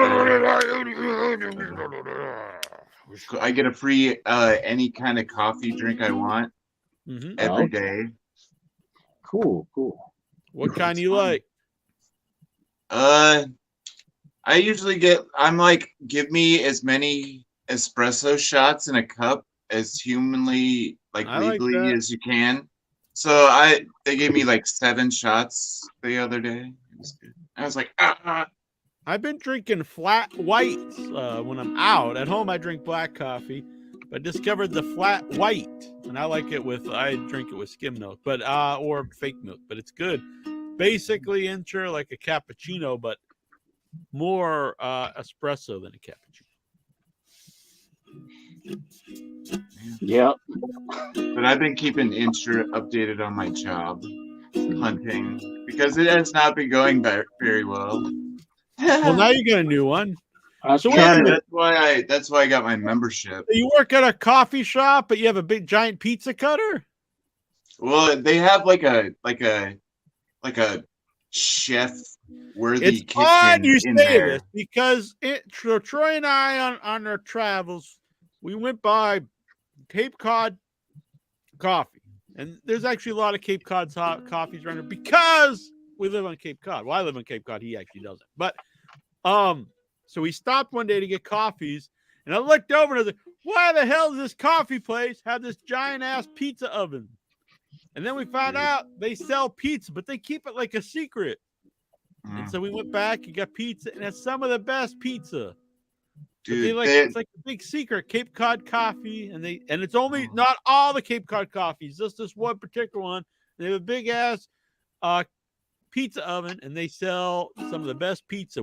I forget what it's called, the High on the Hog, and it was sausage and bacon and ham and pepperoni, and oh my god, is it good? Why are they trying to Very keep it healthy. secret? Meat. Why is it I so don't know. secretive? Yeah, we I don't call know. that a meat lovers down here. Yeah, but it was no beef. It was all pork. So Well, we don't get. Whoa. We get a meat lovers. We don't get beef because my wife can't have any. Okay. Yes, High on the Hog. Really Right. good. I don't know. When I used to work there, like after high school, they only sold like muffins and like biscotti. CM Punk would love it. But like now, like they have like this full kitchen and I don't know, it's crazy. Like so, but I wish it were in Cape Cod rather than in Iowa there, because I live in the middle of Iowa and it's like 2 degrees out here and it blows. Man, I used to think Mikey B wasn't a complete, a nincompoop, but he actually thinks Tombstone is good. Come on, man. Good man, Mikey B. Tombstone Pizza. I've actually just lost all the respect, which wasn't a lot to begin with, but now I've lost all the respect I had for Mikey B. I love So it. you're not gonna sing that Mikey B jingle there anymore? Mikey B don't know the pizza, but besides that, it ain't all bad. You just gotta rework it. Goosey, what's on your mind? Goosey, he's the mute, yeah. He's on mute. Gotta unmute the goose, yeah. Oh shit! I liked Right. your segue though, There. Jack. That was good. Thank you. Yeah. I love how the internet's going out. This Netflix deal is somehow doom and gloom for fucking AEW. Well, there's a portion of the audience that anything would happen. They're like, they've raised the prices on stamps. They'd be like, oh man, AEW. Payday is gonna die. It has no effect on AEW. In fact, if there's anything, it's better for AEW because they're gonna be the only show on basic cable. It'll I think it's a good sign for them, staying on Turner. Yeah. I could see them including some sort of streaming deal in it with that Max deal, but not exclusivity. Well, I mean, Tony had said before they had actually came to him with that, but he didn't want to be part of something that was starting without like a track record, because I do think once you put your pay-per-views on a streaming site, there's no going back. So if you put all your pay-per-view on the streaming site and it doesn't take off, you can't go back and then start asking people to pay $50. And people actually do pay for AEW pay-per-views. So That's a valid point. And like Netflix, I saw a video where it was like Netflix has like 55% of the market of streaming, and then everyone else has little tiny shares. So like I almost they're all wonder though going away. if there's a way where they could make it so where like the pay-per-views have pay-per-view exclusivity, but everything else can be streamed. yeah. Yeah, well, it'll be weird. It's very strange because so I understand a lot of people are cutting the cord with cable, and they're getting just going to streaming sites, but it's not the majority of people, and there's still the majority of people do have cable or watch TV, so. Yeah, we'll see. And I think in the short term, obviously with the money and stuff, it'll be great for them. But it'll be interesting to see how that affects where people get, if you're not seeing it on the TV every week, you have to get Netflix to see it. I think as the years go by, you're less likely to be, it's in town, I'm going to go see it because I watch it every week on TV. But I don't know. It's just theory. I don't know. Who knows? Maybe it won't be. I did say where like the comparison of how many homes that average watch WWE compared to have a Netflix account is like less than 2,000 homes. So it's not really that big of a seismic shift in terms of this. But I wonder with that going streaming, if those households that are strictly keeping their cable because they have to watch Raw or whatever. Right. If they, I don't know. if they justify, hey, let's watch TNA to justify keep paying the bill or whatnot. But Yeah, and Netflix isn't. I'm really be interested in how, because it's still another year from now, how they handle it. Like, do you tune in Monday nights at 9 and it's streaming live, your 8 or whatever it is, and it's streaming live on Netflix, or does the episode just pop up every week and then you just go and watch it whenever you want? Yeah, that would be weird. Yeah. So it's still going to be 3 hours? Hope not, but 3 does it need to be 3 hours at that point if it's a streaming site, a streaming show, and not an ad-based show? Or do they still sell? Do they still sell their own ads? Because I know they have ads on, but are those Netflix ads? So I don't know. I would think there would be Netflix ads. I would think, because aren't they the same on most? Well, I don't know. They don't have a live thing anyhow. They wouldn't go back to 2 hours, even though I think almost everyone agrees 3 hours weekly is not good. You know, there are times when you can fill up 3 hours, but the idea of filling 3 hours every week is not ideal. But they did that because you'd lose money otherwise, because they were getting so much money for that. But if that's not the case now, maybe they won't go back to 2 hours. I don't know. Maybe they'll go to an hour. I have no idea. I doubt that. I think 2 hours is probably good. It'll be weird. It's an interesting time. Maybe it'll have no effect on anything. I don't know. they might add a few like main event type shows. Kind of deal. Yeah. Or I just think, random matches for no reason. yeah, I think that kind of stuff doesn't really make sense anymore. Once you have some like those AEW Battle of the Belt show, it's like you already have 5 hours or 4 hours? Yeah, four so or much 5 hours stuff. of Why would weekly. you watch really crappy stuff? Yeah. So you don't need like back in the day, the Saturday Night's Main Event and Clash of Champions were special because you didn't see title matches on TV, and the matches you saw on TV were like 95%, star versus like a job guy. So when it came around, and there was very limited pay-per-view, so there was one, or there was like 4 for a while, per company a year. So when you'd have Clash of Champions and oh wow, we're actually going to see a title match on free TV. That's a big deal. But once the Monday Night Wars started, and right away the Clash of Champions really just became obsolete because we saw every single Monday night all the stars for stars, championship matches all over the show. So there was no point in having a Clash of the Champions. And that's the same thing with the Battle of the Belts. There's no real point to it. I'm not even saying that the matches aren't necessarily good or bad, but just the idea of it is kind of meaningless, especially when it comes on right after Rampage. It's basically a 3-hour Rampage at night. I noticed that building and everything. It doesn't. I noticed that the AEW had been doing Battle of the Belts every time TNA has a pay-per-view. So now they're doing they're battling against TNA now.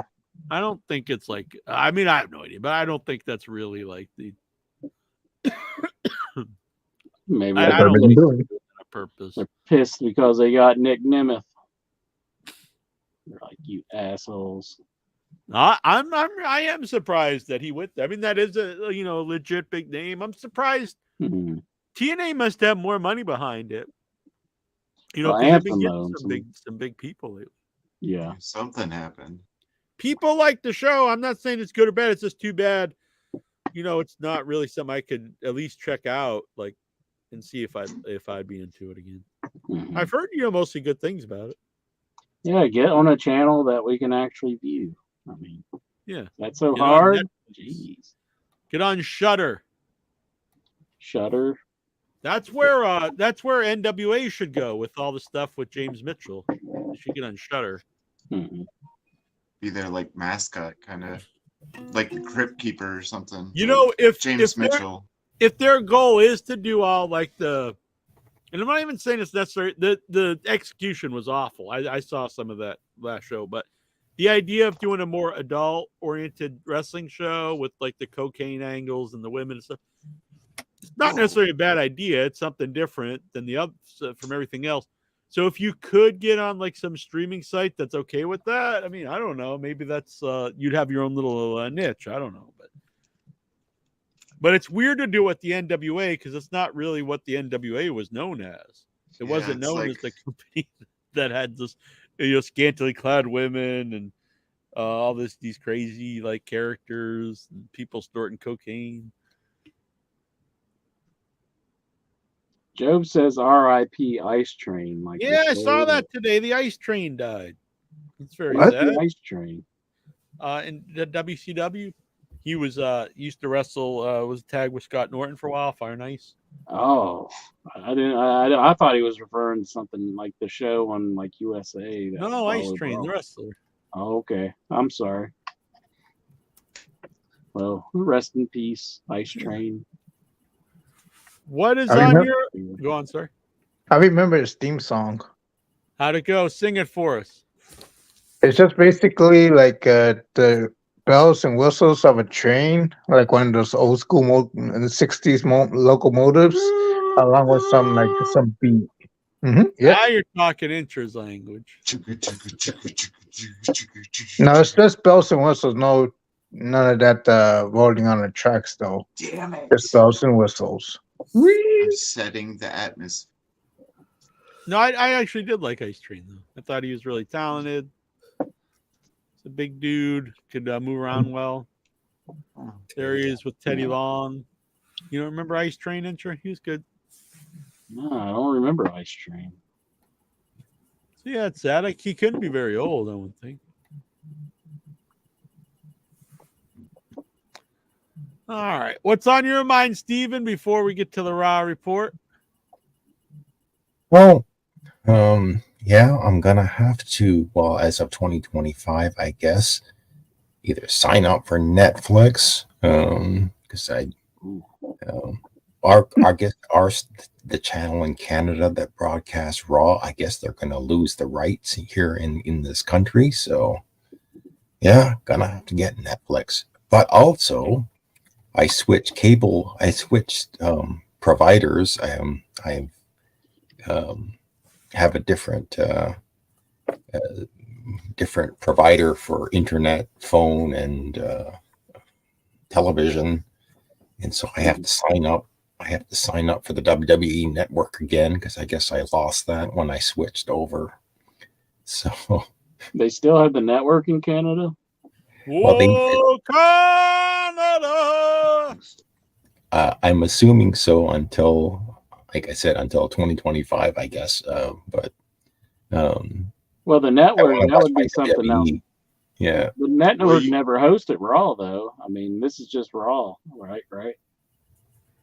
Yeah.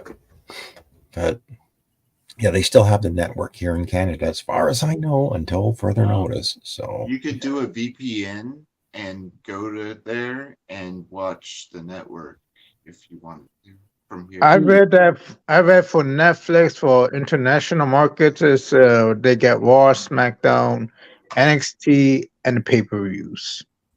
Oh, so premium live You're events. gonna sign up for the They get that'd be even everything. better, actually. Everything. Why do we get screwed in the United States so much? You're like, you gotta have Peacock and Netflix now. We have a terrible president. Don't blame Biden for that. This is WWE hygiene. Old Ain't skeleton nothing to do man with guy. Fucking politics. over. Lexar blames it all on Biden. Pretty And sure his administration. it was around before. He has total control over the WWE. We had a great It's probably one of his, I think it was his executive. Okay, decision Lexar. to Then get- when Biden was get WWE on elected, the WWE Network went away, and we had Peacock. We had to go to Peacock. Okay, I hate that guy. Lexar. NXT moved from the network to USA, and then had to compete with AEW.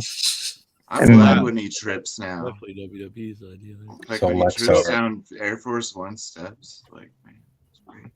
There's Collision now. Now we have to sacrifice our Saturday nights to stay home and watch Collision. Like you have it, like Lex- you're doing anything. Like First world problem. Strip clubs. I go to strip clubs. I have a social life. I have a That's why social they're life. I strippers. go to the strip club. Just record it and watch it later, Lexar. No That's way. like white trash first world problem.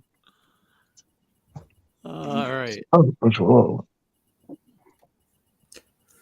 Are you working, Lexar? How can you go to a strip club anyhow?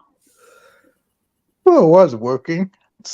What? 10 You need years money ago? to go to a strip club. I mean, He you strips can't- on the side to go to the strip club. Do you just walk in and just stand there and Do don't you- tip or Do you, anything? do I you mean, beg for money to get to go to the strip club? No. No. he I know. panhandles outside of the strip club and then just walks in and starts spending the dollars. I need money for a lap dance. I need money for these strippers. Make Lexar's dick hard. I wish there were gift cards for a strip club. A gift card for strip clubs. That's probably not a bad idea. But Yeah. Oh, that's That's funny. a good time to bring this up now. If you Venmo Hetty first or you super chat for now until the beginning of February, you will get a Valentine's Day card from Jackie Jones. excellent. All right.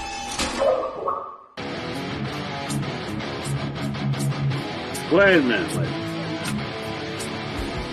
Can we, after our 2 hours, or 2 hour wait, let's get to the Raw report. No fucking answer.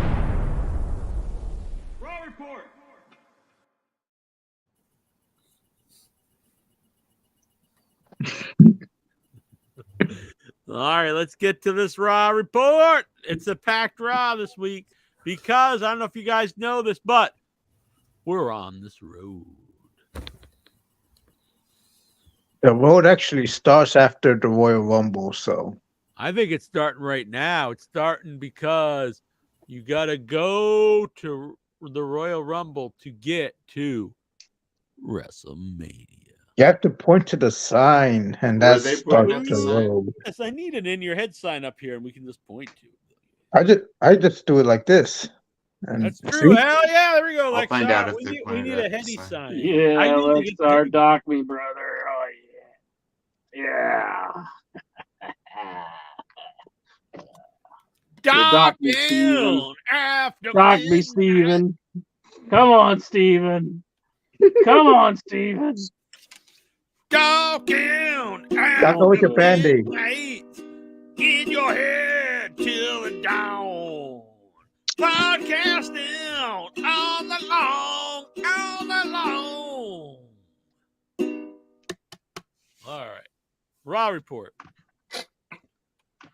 Well, Lexar, I think you should go down to Washington, D.C. You should stand outside the White House and you should hold up a sign that says conspiracy victim, much like Chris Jericho did. And you should complain to Joe Biden that you're losing. Joe Biden, give Monday me Night free Raw. Raw and free lap dances. He can lap dances from his own daughters. Wow. Well, let's get to Monday Night Raw, shall All we? right. Mhm. New Orleans, Louisiana. I've been there. So Never been there. So Seth Rollins has another weird suit on as he comes down to the ring, Yeah, but I you'll don't notice he understand. has a knee brace on. The man's half crippled, but he still gets in a nice, stupid suit. So I don't know if this is a legit injury or whether he's just selling a work injury, but he's limping his way to the ring, and he gets in the ring, and he's he says he was injured last week against Jinder Mahal. and I watched that match. I did well. Yeah, he did the he did a move where he came up lame. Anyway, he says, "Welcome to Monday Night Rollins," and the crowd cheers. And then he, like I said, he was defending the title against Jinder Mahal. And the crowd, for some reason, the crowd, just the mention of Jinder Mahal's name elicited loud boos from the crowd. Because they want Hook instead. So anyway, so he says, "Yeah, I hurt my leg, but hurt my knee, but I finished the match. He beat Jinder Mahal." And he starts talking for a little bit, and he basically says, "Yeah, oh, he's got like a grade 2 tear of his MCL, partially torn medical meniscus, and if he has surgery, he could be out like about 3 to 4 months. But we really don't know what the future holds." And just as he's taking a breath, the Imperium music hits, and out comes Gunther with Giovanni Vinci and Ludwig, and they come down to the ring. And the henchmen stand at ringside, and Gunther gets in the ring. And so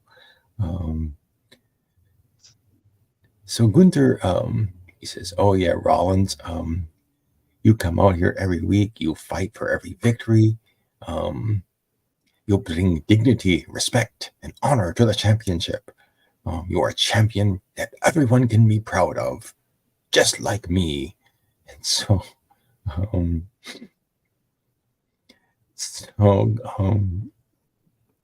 basically, Rollins, Rollins, basically, you think he's gonna, he teases that he's going to like, have the surgery, drop the title, and miss WrestleMania, but he says no. He's not gonna. He starts to get a little passionate about it, and he says he's going to do everything he can to make it to WrestleMania, and that Gunther, who basically says he's going to win the Royal Rumble, and then when he wins the Royal Rumble, he's going to challenge Rollins to be, for the World Heavyweight title, and the crowd. While they're talking, the crowd breaks out a "You suck" chant for Gunther. You suck. You suck. So basically, this was all of Gunther's involvement in the Raw, because he shakes hands with Rollins and then he just walks away, and then you think the segment is over, but as they're you think it's going to go to commercial or something, all of a sudden the New Day, Xavier Woods and Kofi Kingston, just kind of like appear out of nowhere, and they jump Ludwig and Giovanni Vinci, right? And so we come back from a commercial break, and they're already in the first match of the night, which is a tag team match. Imperium taking on the New Day, and this really wasn't a match. This was more of a brawl, and it eventually ended with a double count out because all 4 guys were brawling outside of the ring. They were paying no attention to the referee, and so he had no choice but to count to 10 and count them out, and they kept fighting. I like this because you didn't have like a whole army of security guys coming down to break it up right away. They just kept on fighting. Fight it out. Yeah. So excuse me. So they come back and they, from another commercial break and show the feud, show the fight. We get a backstage segment with the Judgment Day.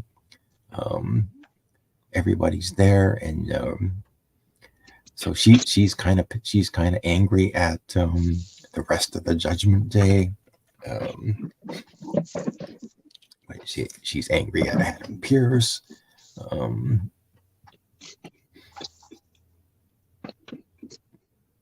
So she basically says that Adam Pearce has made a tag team title match for next week. Balor and Priest will take on Gargano and Ciampa, defending the titles.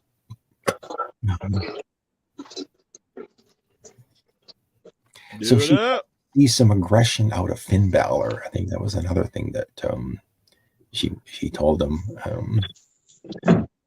So we get a woman named Jackie is with Ivy Nile and Maxine Dupree, and just as I suspected, following her that terrible match against Rhea Ripley, basically Maxine Dupree is they're gonna keep her out of the ring and basically be sort of like a cheerleader at ringside, I think, full time. So Ivy Nile is gonna have a match later on with Valhalla and Maxine. Yeah, I saw that. It's inside, and that's actually the next match that happens. Maxine is just basically at ringside cheering on Ivy Nile. And Ivy actually does win this match. I think she hit a bulldog, a simple bulldog move on Valhalla to win the match. Cheap. So we get a backstage segment with the New Day woman named Jackie is interviewing the New Day. Jey Uso shows up. New Day.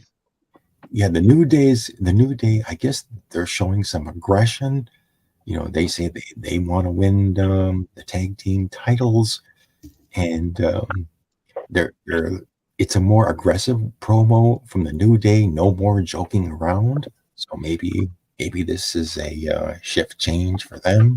Yeah, but does anyone actually want that? Yeah, that's what everyone wants from the New Day. Mm-hmm. So next up, break out the alarm clocks because Nia Jax and puts the crowd to sleep. Basically, she cuts another promo. I saw this too. This was not good. This was terrible.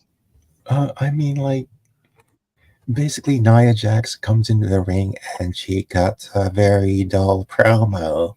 Yes, I'm Nia Jax. I talk really boring. I cut boring promos. She's Oh a my god. big giant. You expected to, something Anyway. interesting. So she basically talks about how she when Rhea Ripley came back and she got into Rhea Ripley, she squashed Rhea Ripley.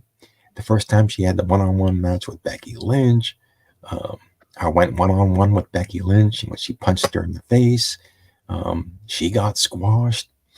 So it's dull and boring. And then Becky shows up and she comes into the ring and she says, I think it's back to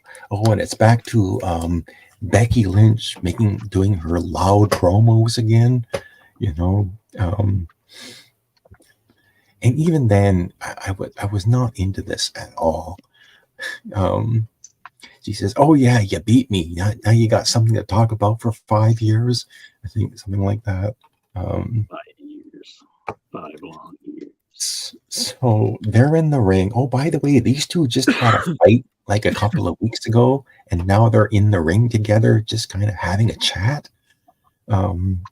Anyway, but they're basically chatting away at each other when ding dong, hello, guess who shows up at Raw? None other than Bayley. I like Bayley. So Bailey comes down to the ring, but I did like this. Bailey comes down to the ring. She's walking to the ring, and at one point she looks into the crowd at somebody in the crowd, and she just says, I think she just said, "Shut up," right to any nondescript fan in the crowd, and I thought that was cute.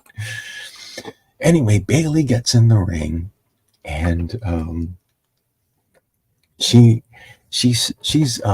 cutting this promo about how she's going to win the Royal Rumble, and as she's talking, she takes a cheap shot at Becky Lynch.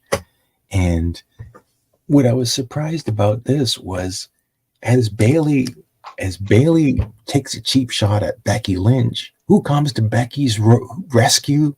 None other than Nia Jax, the woman who beat her 2 weeks ago. Nia Jax starts pounding away at Bailey, and Becky thanks Nia by coming up and getting into a fight with her. This was weird. This was also just 3 people, 2 heels and 1 baby face fighting each other, and I think Nia Jax threw Becky Lynch over the top rope, and then she attacked. But first Becky hit the manhandle slam on Bailey, and then Nia came up behind her and threw Becky over the top rope. Damn. Yeah. So this was just a preview of the Royal Rumble. And Bailey just showed up just to get beat up, and she got beat up by both Nia Jax and Becky Lynch. So next up we get first there was a backstage segment with Becky Lynch confronting Rhea Ripley. They didn't say much. They just kind of looked at each other and walked off. And next up we get a tag team match. We got a singles match. It was Dirty Dom with JD taking on The Miz. And these were 2 evenly matched guys. You had JD McDonough distracting the ref to allow Finn Balor to get a cheap shot on The Miz, and that allowed Dirty Dom to hit the 619 on Miz, and then a frog splash, and he got the pinfall. And after the pinfall, then Finn Balor gets in the ring and just basically beats the crap out of The Miz until DIY make the save, and the heels take a powder, and DIY and The Miz are in the ring at the end of it. So DIY, these guys are good. I'm never going to say they're not, but anytime I see them on the main roster, they're not over at all. Were they over tonight? I didn't see this part. Yeah, really. Yeah, I want to say one thing. At some points, in several points in this show, the crowd, in my opinion, seemed like dead. Like, yeah, during the tag, I saw the women's match, and the crowd was completely dead for that Valhalla yes, match. That's what it seemed like throughout many things in this show. Yes, they came alive at certain points, but for the most part, they just seemed, not into it. And we'll get to that actually later on. So Jackie Redmond interviews Damian Priest, and he's talking about the main event against Drew McIntyre. So the main event tonight is 2 heels fighting each other. I think that's a bad idea, and we'll get to that. So we had Bronson Reed cut another promo, this time on Jey Uso. He's challenging Jey Uso to a match next week on Raw. Then next up, we get Chad Gable taking on Ivar. These 2 had a pretty good match. Chad Gable is one very strong guy. He can hit back suplexes on Ivar. But Ivar eventually, what's her name? Valhalla makes her return, distracts Chad Gable, allowing Ivar to beat up Chad Gable and hit that moonsault on Chad Gable and pin him. And so Ivar, the push for Ivar continues. Hell yeah. So next up, we see Cody Rhodes and CM Punk making their way to the ring, and after the commercial break is what? Now Don't actually dock the camera, Incher. Oh, okay. Time machine. Go back. I'm sorry. I thought Incher was about to, get us kicked off YouTube.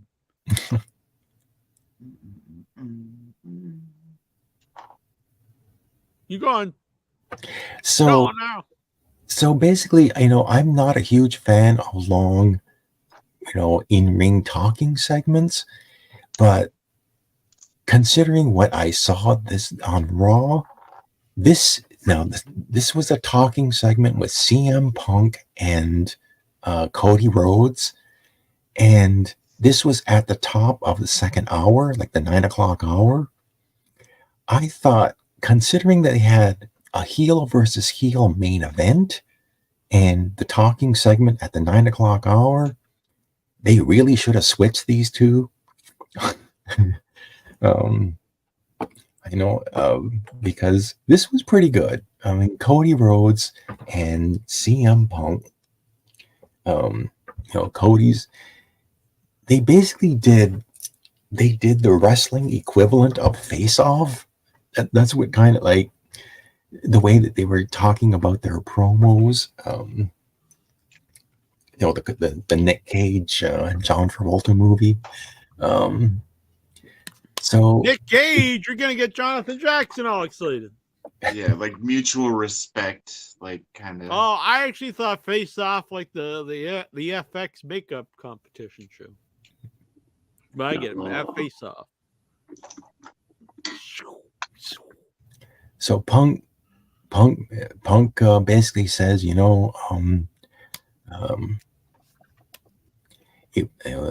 the last time he competed in a Royal Rumble match was 10 years ago. And he's going to return to action on Saturday. So yeah, by the way, the Rumble's on Saturday, not Sunday. So the crowd, this is actually where the crowd picked up. And this is why I also thought this should have been the main event segment, because the crowd picked up for this. They were actually really into it. Unlike some of the wrestling. So we had CM Punk chants, we had Cody chants. So they pause and appreciate the moment of those looking at the crowds. And then he says, no, we've taken two very different paths to get here. And he says, well, I hope on Sunday morning we could still be friends. And so basically, Cody does his talk about line. And then, was it Punk? Yeah, so Punk says, I want to talk about your dad. And the crowd, I think they stopped at this point to allow them to talk. He says, in 2007, Dusty called him and told him he was sending his youngest son, Cody, to Ohio Valley Wrestling. And Dusty, he says, Dusty, I want you to keep an eye on Cody. Keep an eye on my boy. Punk says, well, I don't know if I was the guy for the job. I didn't know if Cody needed a guardian angel. But when the American Dream asks you for a favor, you say yes. So Punk basically he says, I watched Cody grow up from a preliminary wrestler to a bona fide main eventer. And so this I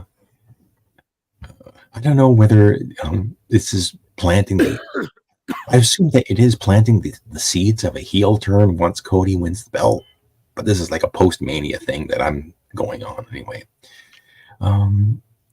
So basically, he goes on a little bit more and he talks about the Royal Rumble. When we cross paths at the Royal Rumble, I'll be looking out for you, but I'll also be looking for you. So I'll have to do what I have to do. I'll punch you in the face. I'll throw you over the top rope, and I'm going to win the Royal Rumble and main event WrestleMania. But Punk says, no, Rhodes comes back, and this kind of went on for a long time.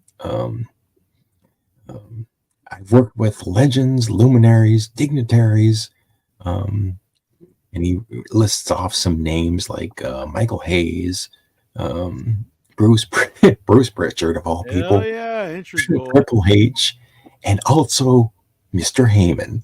Notice he whenever he talks about Paul Heyman, he never says his name. He always says Mr. Heyman.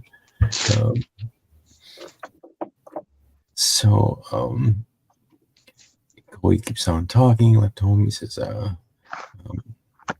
I wanted to subvert expectations of my last name and be my own man. He said he went to OVW with no matches under my belt. He even calls himself a complete nepotism hire. And then there was CM Punk. Somebody who told in the independent circuit could have treated him horribly, but he didn't. And so yet he's also cutting a nice little promo on CM Punk. They basically go on and on. This is but then things start to change a little bit. They're sort of buddy, friendly cutting promos on each other. But then something about I think it was Punk. Said, I didn't have a famous dad. I didn't have the American dream, Dusty Rhodes, the son of a plumber, who wined and dined with kings and queens. And he asked Cody, how does the rest of that goes? And Cody comes back with slept in alleys and dined on pork and beans. Punk says, well, I didn't have a famous father. My father was an electrician. It's kind of ironic. I'm more of the American dream than Cody is, than you are, Cody. And that sort of changed the demeanor a bit. And Cody comes back and says, yeah, I went away for 10 years.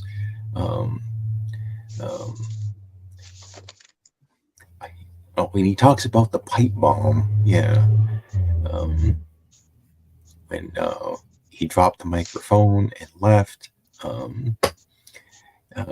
he left for 10 years, and Punk didn't pass the torch. He dropped it.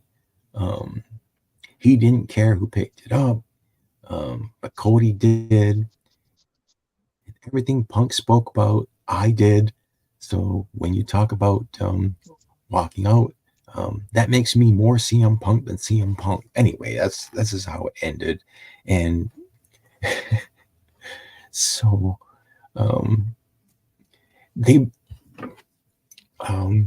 Cody goes to leave, and he does an intentional bump of CM Punk. And I just immediately thought of Jungle Jack Perry when he did this. Yeah. So then I thought, okay, what's Punk going to do? Is he actually going to start fighting Cody Rhodes? Or is he going to be the bigger man and not do anything? And I think he kind of had a little slight smile on his face, and this didn't end in a fight. They just kind of didn't. They just, parted ways. But I thought a nice nod to Punk and AEW, a silent one.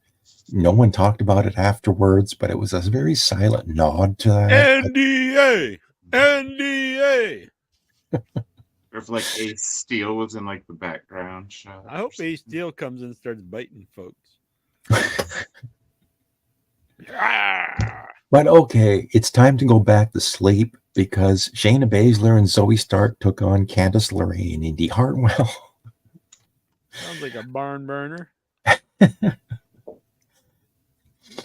So basically, this was a nothing match between two tag teams that the crowd just really wasn't into these women, unfortunately. I think Zoe hit her Z360 move on Candice and got the pin. And the announcers were saying, oh, well, I guess this puts them in line for a title shot. And right on cue, Katana Chance and Kaden Carter got in the ring, and they got a face-to-face with the winners. But while they're doing that, they get attacked. The champions get attacked by the Kabuki Warriors, Asuka and Kairi Sane. Cocky Warriors. And the announcers basically say that, oh, this is good. There's going to be a tag team title match this Friday on SmackDown. So we get a couple of backstage segments. One is an interview, a woman named Jackie interviewing Drew McIntyre about the main event. When we come back from the commercial, we get another really dull segment with Tegan Nox and Natty Neidhart, who got beat up last week by Shayna Baszler and Zoe Stark. Anyway, they're with Adam Pearce when Bailey and the Kabuki Warriors show up, and Bailey just basically says, well, if the Kabuki Warriors win the tag team titles, Pierce, you're going to see a lot of the Damage Control on Raw. They go away, and before the segment ends, Jinder Mahal and his guys, Indashir, show up, and they basically say, they've done this actually a couple of times now. Basically, oh, let's go to my office. Let's go to Adam Pearce's office segment. So it seems that Jinder Mahal either gets beat up by The Rock, beat up by Seth Rollins, or he's in Adam Pearce's office all the time. So he's going back to Adam Pearce's office. Okay, so now we get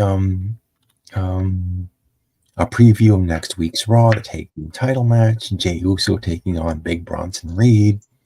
And Gunther will defend his Intercontinental title against Kofi Kingston. Right before the main event of the evening. Time for the main event. So we get Damian Priest versus Drew McIntyre. Now this was a heel versus heel match, and the crowd just was not into it. There was long segments of this where it was so quiet. The crowd just wasn't reacting to anything.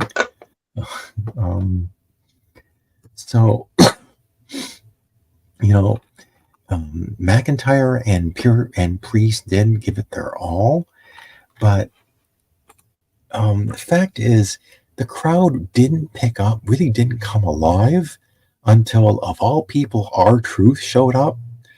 And Truth shows up, and the crowd is actually cheering him. Yeah, he's over like Rover. So you know you're in big trouble when your two main eventers aren't getting a reaction. But yeah, R-Truth, the guy with the money who's doing this money segment all the time, is getting a bigger reaction than you. Did he sing "What's Up"?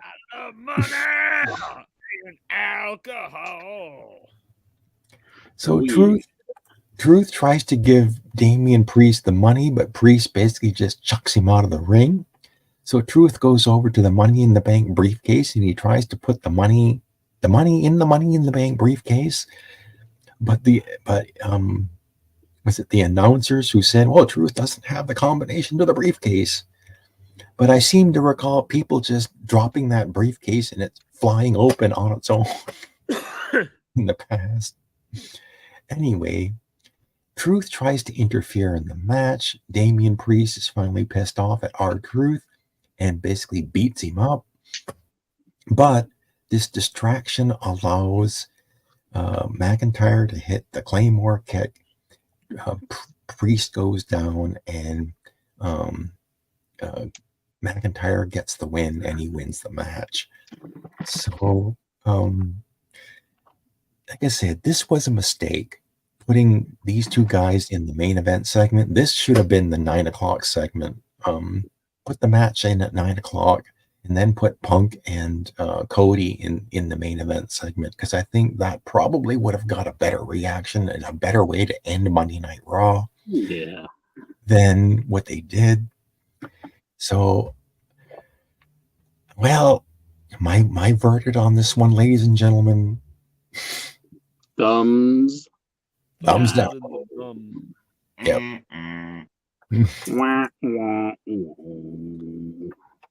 Thumb up the bum. No, it was thumbs down, not thumbs up the bum. Thumbs down. Thumb down the bum. Yeah. Well, So- thank you, Steven. So Yeah, I what guess I if saw I'm, of it, if I I thought it was pretty lame. yeah, so I guess if I want to watch the Royal Rumble, I'm gonna have to sign up for the WWE Network again on my new provider. So, but it was the reason I switched providers was because it's like $60. When you combine home phone, internet, and television, the total bill is about $60 less. So Sweet. yeah. Yeah, and how much is the network I'm gonna cost have up to, there? but I'm gonna have to sign up for the network. So. How much is that up there? So it's actually, it's supposed to be $9.99 in the States, and up here, I think it's about $12.99. Yeah, I don't but exist the here pay-per-view used anymore. to be like, if you just buy the pay-per-view, it's like $50. So. Mm-hmm. Well, that's you're gonna have to Canadian get that dollars, in. too. You're gonna have to start paying out though. You're gonna have to get that and then Netflix in 2025. Yeah, And then everything you'll just have to buy evens its something way to see out. SmackDown and buy something to see NXT. We'll see. What time? Yeah, is I'm it? not So- signing up for the NXT service. They won't be able to say Raw is the longest running Episodic weekly television show. Yeah, because it'll be live, isn't sure. The wrestling never lies, does it? What? No. You know what, Inch? I don't know if you know this or not, but I've never told a lie. Never in your entire life. Nope. Honest Jackie Jones. I've told jokes and nonsense, but never a lie. Never a lie. And lies never pass these lips.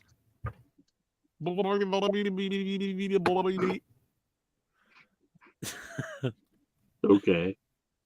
If anyone wants a Royal Rumble number who does not have one, let me know. Should we give one to this Patrick Howell fellow? Yeah, it doesn't win. Yeah, the he's a NXT. really horny guy. He is a really horny guy. You won't win, but you can play along, Patrick Howell. Mhm. This is just for shits and giggles. You got Number 12. 12. Patrick Howell's a horny man.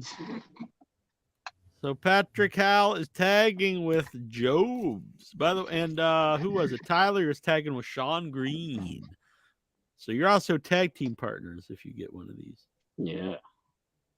So anyone else wants a Rumble number, does not have one, let me know. I'm Incha! probably gonna get a Facebook comment about my comment there. Whoa. About your- He just might. He'll probably bust you out right here in the chat room. He's like, I'm not Nice. Baby Snake Ass Master R 420. Baby horny guy. Snake Ass Master, what's the origin of the name? Mm. Because that was The or- actually Intra's original name. Whoa. Man, great minds think alike. For sure. I mean, at birth, his mom was like, should I name him John or Baby Snake Ass Master?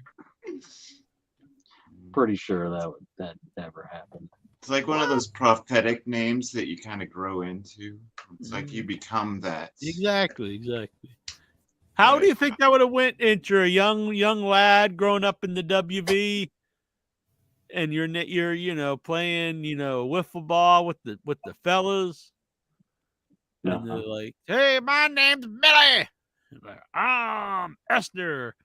I'm Gomez. What's your name?" And you're like, "Baby ass Snake Master." I'd probably say, "Wait, your name's Gomez, really?" Was there a lot of Gomez's back I don't think I ever met a Gomez.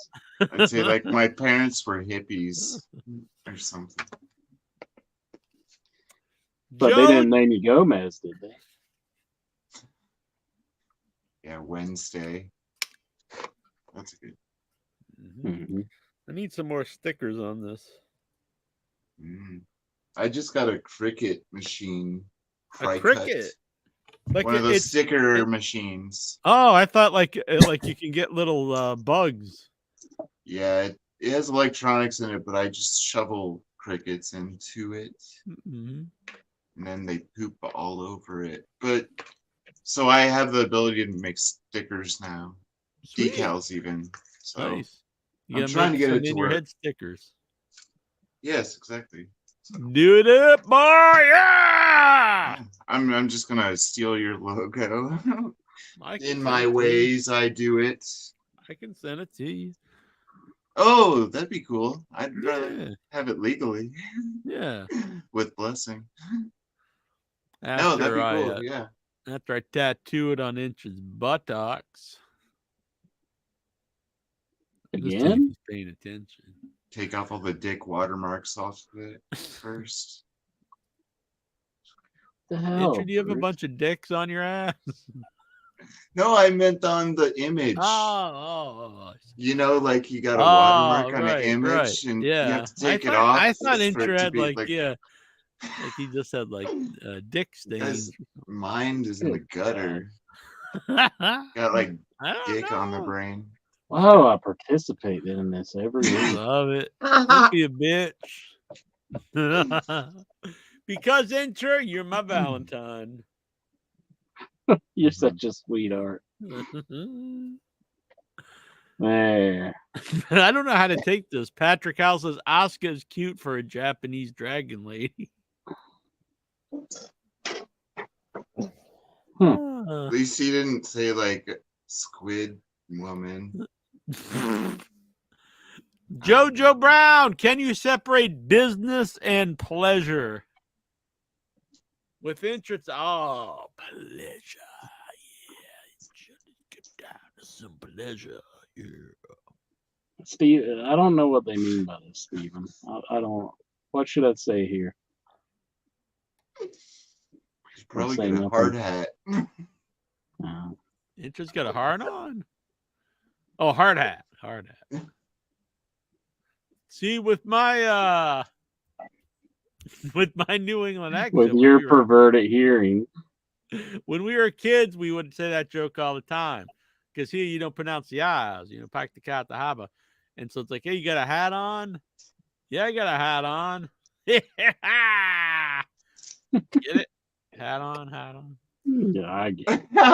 Yeah, that's awesome. See? That's genius. It was pretty amazing when I was like 12. Still pretty. I still say it's a height of comedy right now. Lexar, you're back on, bitch. So turn your camera on or I'm kicking you out. 10, 9, 8, 7. We need full on 6, Lexar. 5, Oh, 3, 2, 1. Oh. Boom. On this day in 2007, WWE releases C.W. Anderson, one of the original guests on the show.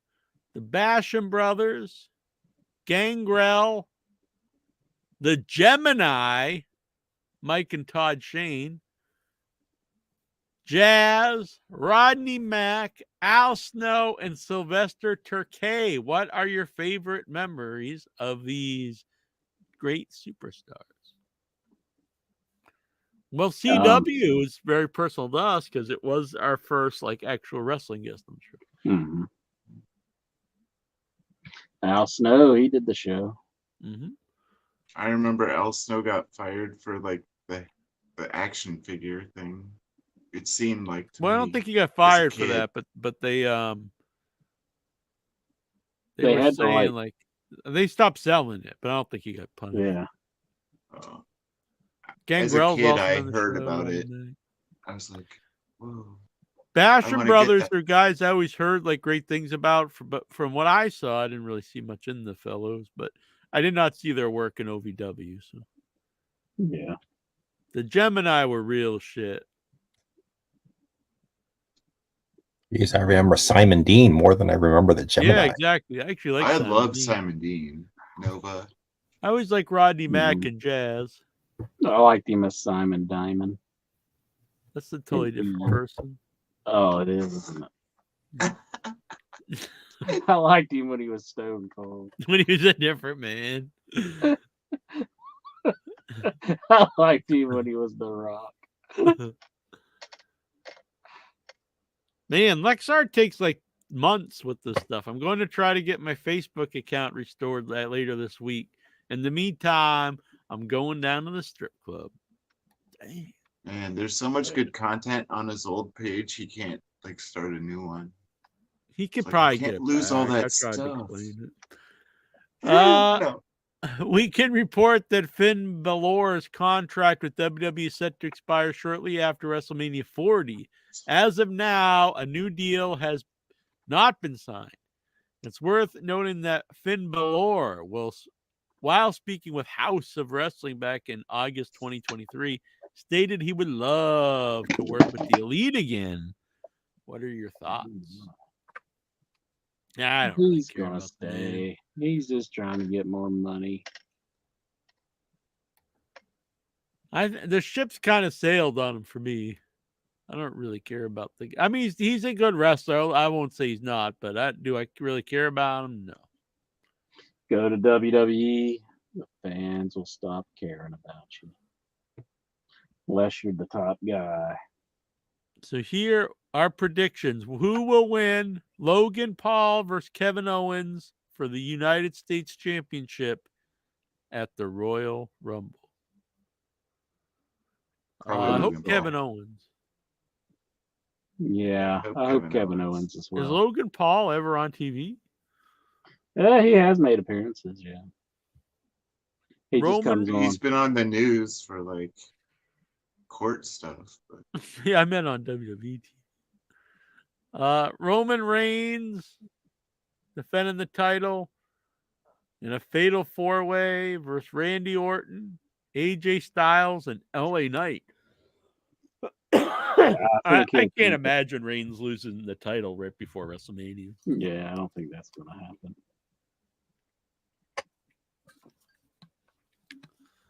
All right.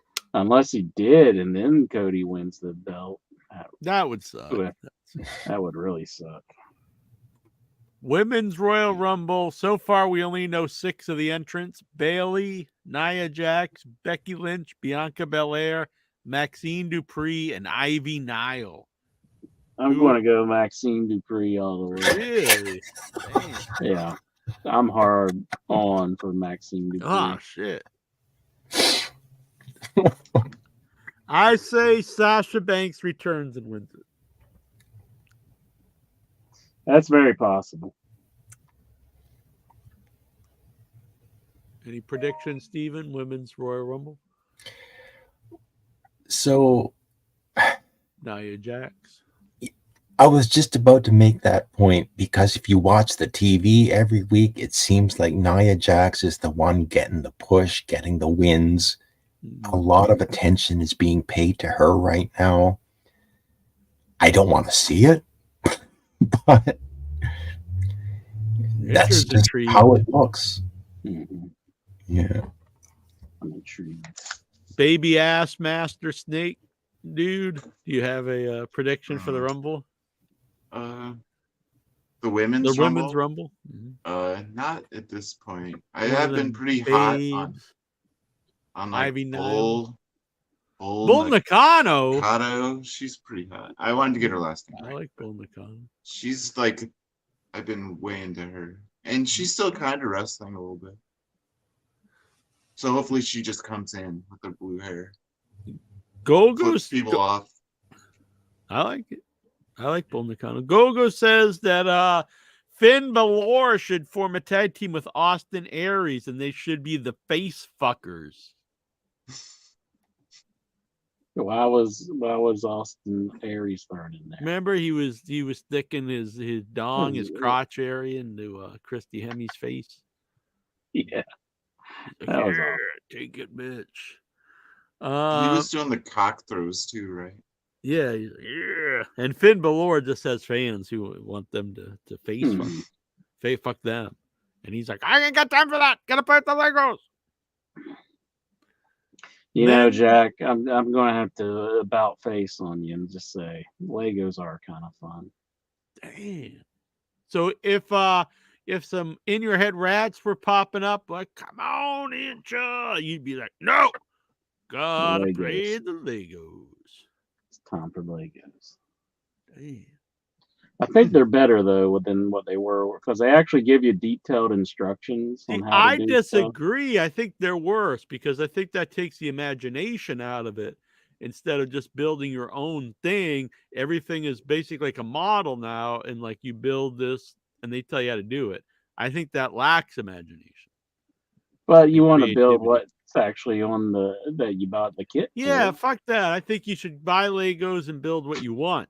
You just want to put Jack just takes scissors and cuts across all the things. That's what, when I was a kid, dumps that's it in what a we did. bowl. I remember I building know, a but robot and shit. I would But rather. it's I kinda think neat that's to more, actually I build think what's that's on a the better box. use of your creativity, and I think that's better for your mind than just building something towards like, oh, this is, and everyone does the exact same thing, an assembly line. I think it's more creative I think, and more I think, and more better use of your imagination to make your I own think stuff. it shows you a feeling of accomplishment though once you finish it. Yeah, accomplishment. Like, oh yeah, everyone does the exact same thing with these exact same pieces. I had erector sets growing up. Damn, well, we don't want that kind of talk here. It's filthy. They cut my fingers up a lot. Damn. I built a Edges. helicopter out of an Did you go erector set. blind? Almost. One of those screws popped off. and Whoa. Flew in my eyeball. Your screw ever pop off, Incher, when you were had an erection? Oh, erector set, I What? mean. Sorry. My penis has no screws. It just has a dock. Oh yeah.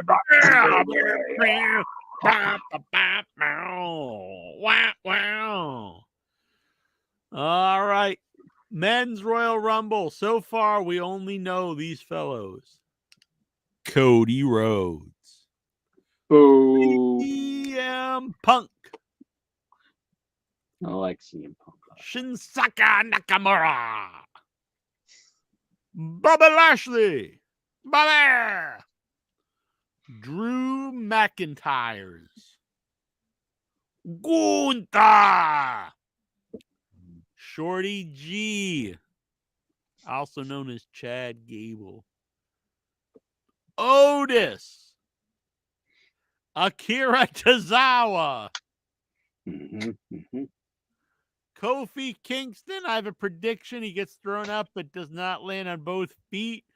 Does some gymnastics, gets back in, and then gets thrown out anyway. And Damian Priest. I think Akira Tozawa is taking it, and he is going to take the Rock spot versus Roman Reigns at WrestleMania, and the Rock will instead take on R-Truth. It's very possible. If that doesn't happen, I'm saying CM Punk takes it. Cody's upset, and it builds to his eventual heel turn because he is getting his story taken away from him. He can't. He's never turning heel. Never He'll turn heel for W. He's like, I'll do anything for WWE. I'll turn heel. I'll piss on the ashes of my dad. Whatever the hell you want me to do. Let me have the belt, and I'll do anything. I had my own company, but I want that belt. Oh my goodness! I'm give a me big that time belt. mark. I just wanted to wear that clear mask again. Hell yeah. Yeah. Randy Orton said he wants to wrestle John Cena for the world title in the main event of WrestleMania. Are you intrigued? Not in the least. That is Yeah, not I think something he's I had want to enough see. of that. Yeah, that's the past, dude. Get with the time, sucker. John Cena ain't even wrestling hardly anymore. I think he's going to retire. Is he? Making too much money as an actor. Mhm. At It's the like I TNA, got shitty movies I got to commit to. he's really not a Everybody guy I loves find watching movies. interesting when he comes back. Like, I can't help but be excited when The Rock comes back, but when Cena comes back, I don't care at all. Mm-hmm. You really get excited seeing John Cena? I'm like, there's John Cena. Yeah, I haven't been excited for him for years. The spot's getting bigger. I've always just put up with it. Yeah. He's just like super. I'm not like hatred. I just like, I don't care like at all. At the TNA tapings, former WWE star Big Damo, aka the former Killian Dane, debuted, where Frankie Kazarian introduced him. This is Intra's dream team: Killian Dane and Frankie Kazarian. Sounds like good stuff. To further the program with Eric Young, he said that he wouldn't fight unless he beat a ghost from the past. Not really a question, just kind of telling us what's happening. Oh, here we go. Here's the question. Thoughts on Kazarian turning heel on Eric Young in one of the most shocking turns of wrestling history. It's right up there with Shawn Michaels throwing Marty Jannetty through the barbershop window.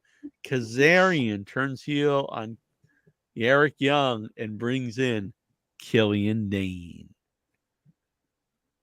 Hell yeah. TNA's back, baby. Who's writing these questions? That was Nikhil. He must be like into some TNA, I guess. Who doesn't love it? You know what? I want to not beat up on Nikhil and say I love happy Nikhil. birthday, Nikhil. It was his birthday. I've never beaten Nikhil. I've had nothing but absolute adoration for the man. And love in my heart and thoughts in my mind for Nikhil Callahan. He's a good dude and a better friend. He is a Headyverse original, Nikhil. Nikhil, yeah! Wish him happy birthday, asshole. Jeez. That's no way to talk to baby ass master. No, I'm talking to you. I told Yeah. Nikhil to have a happy birthday. Happy birthday to you. That's better. Happy birthday to you. Happy birthday, Nikhil. It's a shame Vic left. We could have had the bear for Nikhil. Happy birthday to you. Who's this Facebook user? I'm 20 years younger today. Is my birthday. You say it's my birthday. It's your birthday too. Yeah. I'm 20 years younger than who, bitch? I'm 20 years younger today. Is he like I think he just typed it wrong. is he Benjamin Button? Is he's reverse aging? Oh yeah. Gonna turn into like a An infant? He's gonna turn into Nothing. sperm. yeah. You say, what's all this bullshit? We haven't had a lot of this spam on this site here for a little while. Getting a bunch of spam shit. You fuckers. What good does this do to like join these groups and just like post like videos of like lions and stuff? Like, how does this help anyone? Spreads Do you the really- awareness of the lion, I guess. Does it like, do you get money if you just start spamming every website, like every page? I guess. I don't want to see what the benefit is. Is it just like a picture of outside where they live or something? I don't know. And then Vines it's and like shit? some woman with like spray painting her boobs or something. Spray I know that paint one probably movies. getting everybody excited, but all right. So that was John Ross. Yeah, happy birthday, John Ross. Johnny boy, happy birthday, my friend. So we did this one. The only missing piece for TNA is a major TV network. They're fucking killing it. They're working on it. When everyone can see us, we're going to shift gears and take it to the next level. Be there because this is going to be history, said Santino Marella on Busted Open Radio. Well, you have to be. You can't be like we should just give it up. So that's good. I think you should have pride in your company and want it to do well. Mm-hmm. Send out like a good talker to put out a statement. Give them, then if it doesn't work, just give them the Cobra. Exactly. Lexar, in last week's wrestling news, Kane, the mayor of Knoxville, was in Iowa in support of Donald Trump. Trump says that he's seen Kane slam his opponent to the canvas. It was amazing. Wow. Were they ever in any matches? I've seen the big Kane slam his opponent to the mat. It was wonderful. It was huge, spectacular. It was the best choke slam I've ever seen. None better. Big bad Kane. Everybody loves him. Former, we mentioned this earlier. Ice Train passed away. That's sad. Mansoor confirms that he's backstage at TNA. Would you love to see him wrestle for TNA, Mansoor? Hell yeah. That's going to get all the eyes on the TNA. He seems like a good dude, though, from the interviews. It's the little clips I've seen of him. Yeah, I don't think I've ever even seen the man, but I say hell yeah. And he had a Metal Gear Solid shirt on, so I was like, that's pretty cool. That's all right by me. That sounds really cool. Go fuck yourself, John. Thoughts on the Acclaimed Bullet Club Gold forming a super faction? Okay, I'm glad that the Bullet Club Gold won the trios belts, the Ring of Honor trios belts. I like both these trios, Acclaimed and the Bullet Club Gold. But you can't have two trios champions in one promotion. It's ridiculous. So I don't really think the super faction's really great. So I just would like to see them feud and combine these into one trios champion. I don't care if they have both sets of belts, but you just need one trios champion, not two in one promotion. That's insanity. One. And I'm a big fan of the Acclaim, but they are already over. I do think you need to really start protecting Switchblade because he's right going around there where he has the potential to go woo, and he could be a big woo for your company.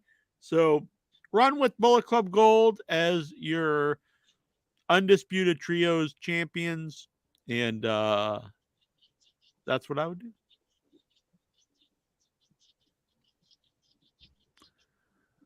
It was Carl Anderson's birthday. What are your favorite memories? Happy birthday, Carl Anderson.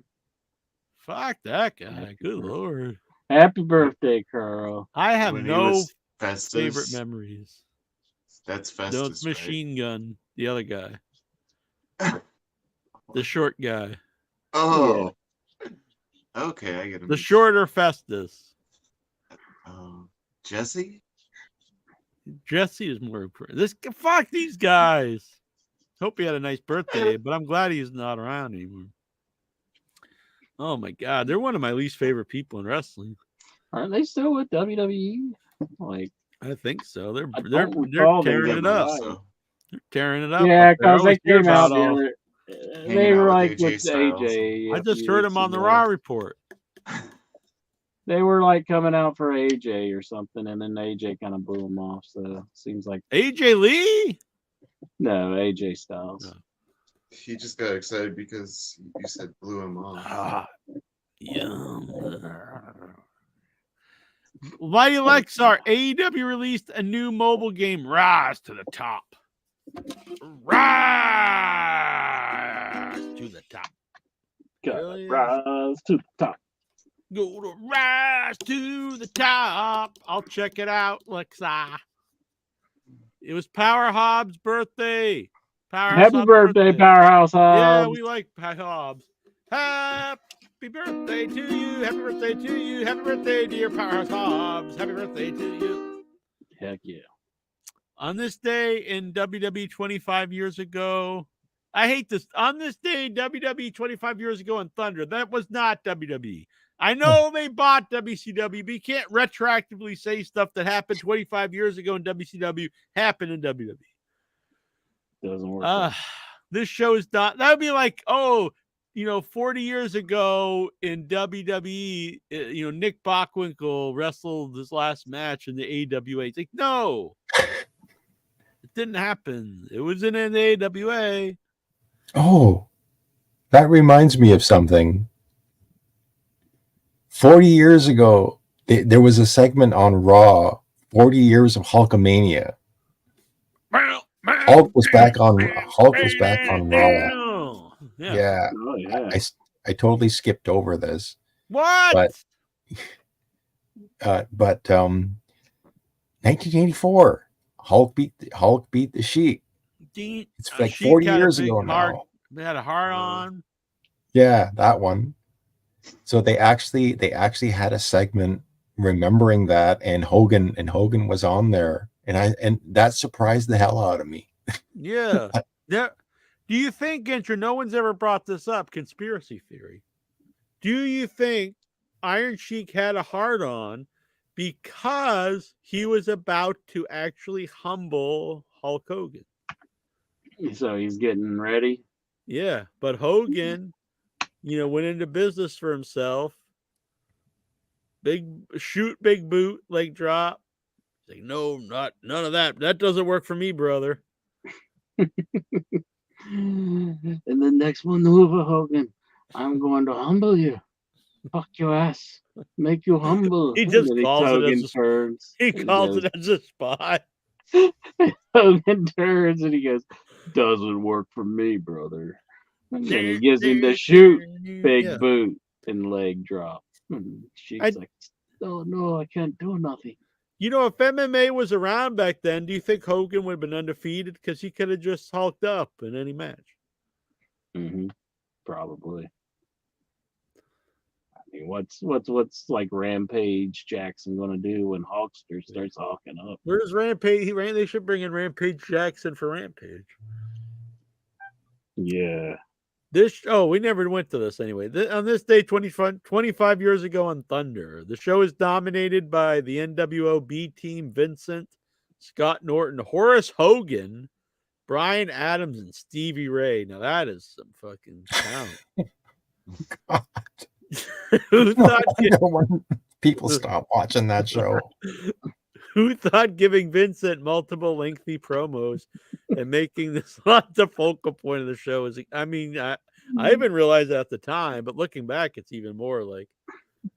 And Eric Bischoff talked shit about Tony Khan.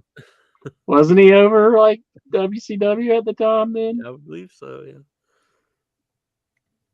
I do remember. He says, "Matt, this is stuff I do remember." Yeah.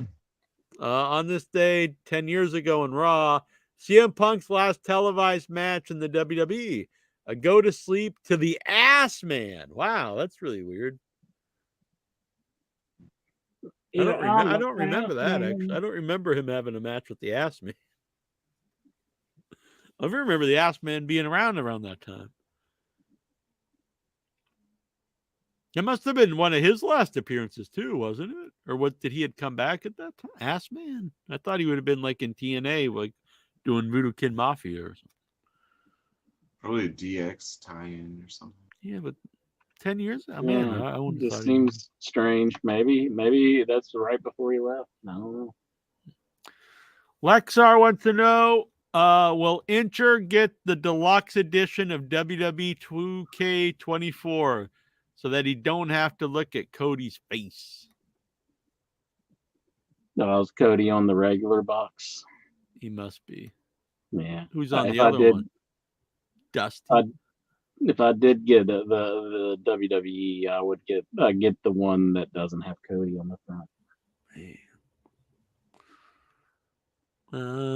What if Just get it digitally? What if we were at a convention, Incher, and as a rib, we drugged you, knocked you out, and then you woke up and we put a permanent Cody Rhodes neck tattoo on you? Whoa. That'd be That'd be pretty good. great. That'd be a pretty good joke.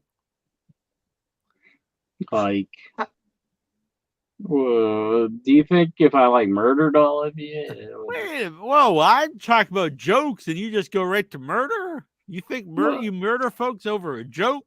If you gave me a Cody Rhodes tattoo, He might not want to go to a HeadyCon anymore, Jack. What? Be good I'll time. murder you. Just a little, just a little lighthearted drugging and forced tattoo against your will.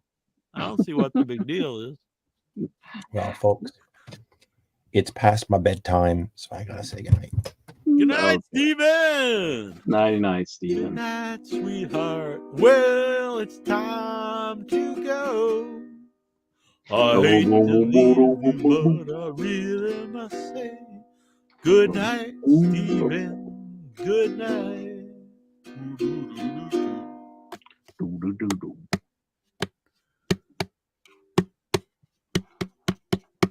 All right. PW Insider reports that Kevin Patrick is out as the head lead announcer of SmackDown. I'll be honest, I have no idea who that is.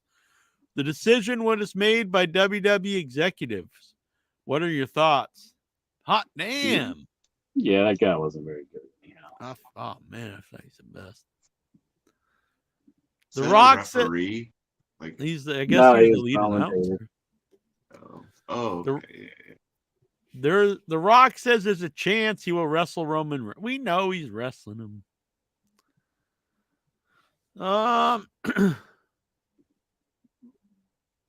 Lexar wants to know, well, Incher and Jack take a picture with Bill Apter the same way again. Well, it wasn't with him. Incher made him take a picture of us. No, it wasn't. It was you. You made him take the picture. Oh, maybe that's what happened. Now that I think You're like, about what's your take the picture? it.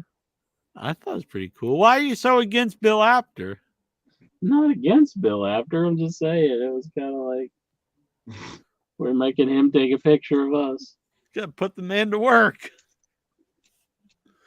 Ricky Starks believes he and Big Bill have made something out of nothing. I completely agree. This team came out of nowhere. I think they really gelled together. I was really down on Big Bill forever, and he is really improved. Both guys great. Yeah, I think they both deserve a lot of credit. Big Bill's got a sense of humor now, kind of. Yeah. Yeah. My suggestion for a name is Abso-Bill-Lutely. That kind of sucks. Abso-Bill-Lutely. Yeah. Hashtag Abso-Bill-Lutely. That sucks. Abso-Bill-Lutely. Just you can't just keep saying it. Get It's not going to make it suck any worse. Abso-Bill-Lutely. You'd have to print it from this part of the shirt all the way to the other arm. Abso-Bill-Lutely. That would be pretty cool, actually. Hashtag Abso-Bill-Lutely. I'm going to get this hashtag trending. I'm going to return to Twitter and get Abso-Bill-Lutely trending. And then we're going to get signs on Dynamite and Thunder and Rampage and Collision. Abso-Bill-Lutely.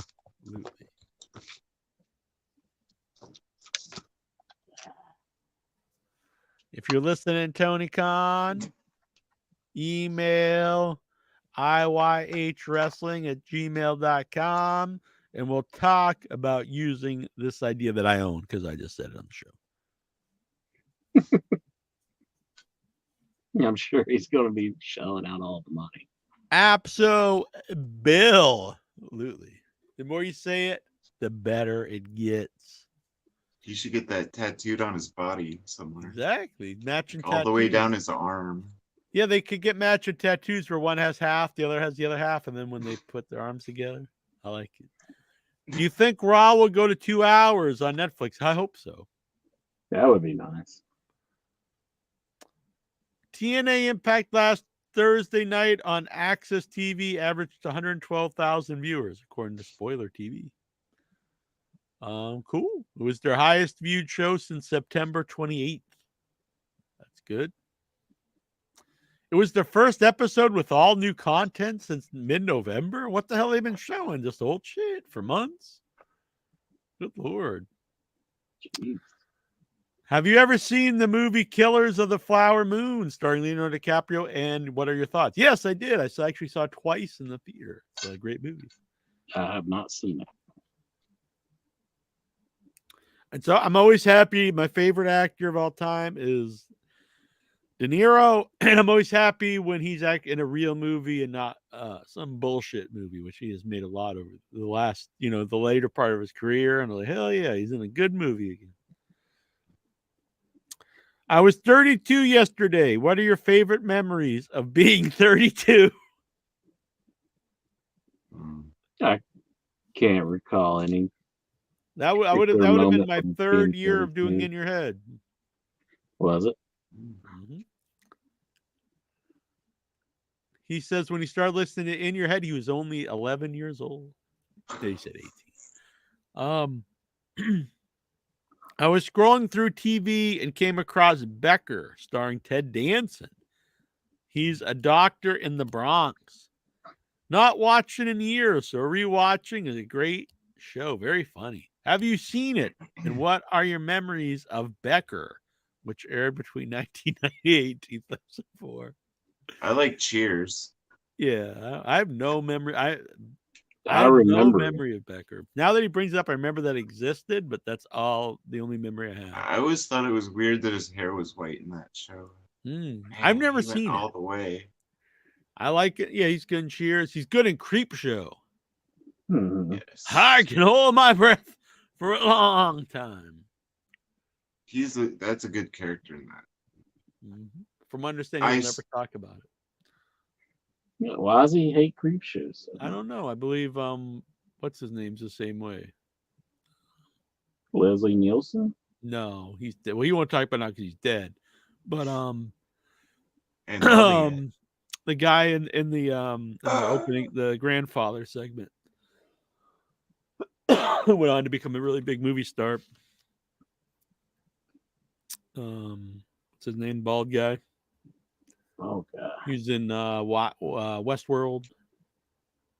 I'm not familiar with this dude. No, come Bald guy, John Malkovich. What? No. What are we talking about? Creep Show. Talking about Creep Show. Yeah, I haven't. Ed Harris. Ed Harris. Oh, Ed Harris. Yeah. The jazz guy. Drummer? No, the actor Ed Harris. That's he's J.K. Rowling. dancing to the. Oh yeah, okay. I know Ed Harris. I didn't even remember Ed Harris being, but yeah, you're right. Okay. Yeah. I wasn't thinking about him. He won't talk about Creep Show?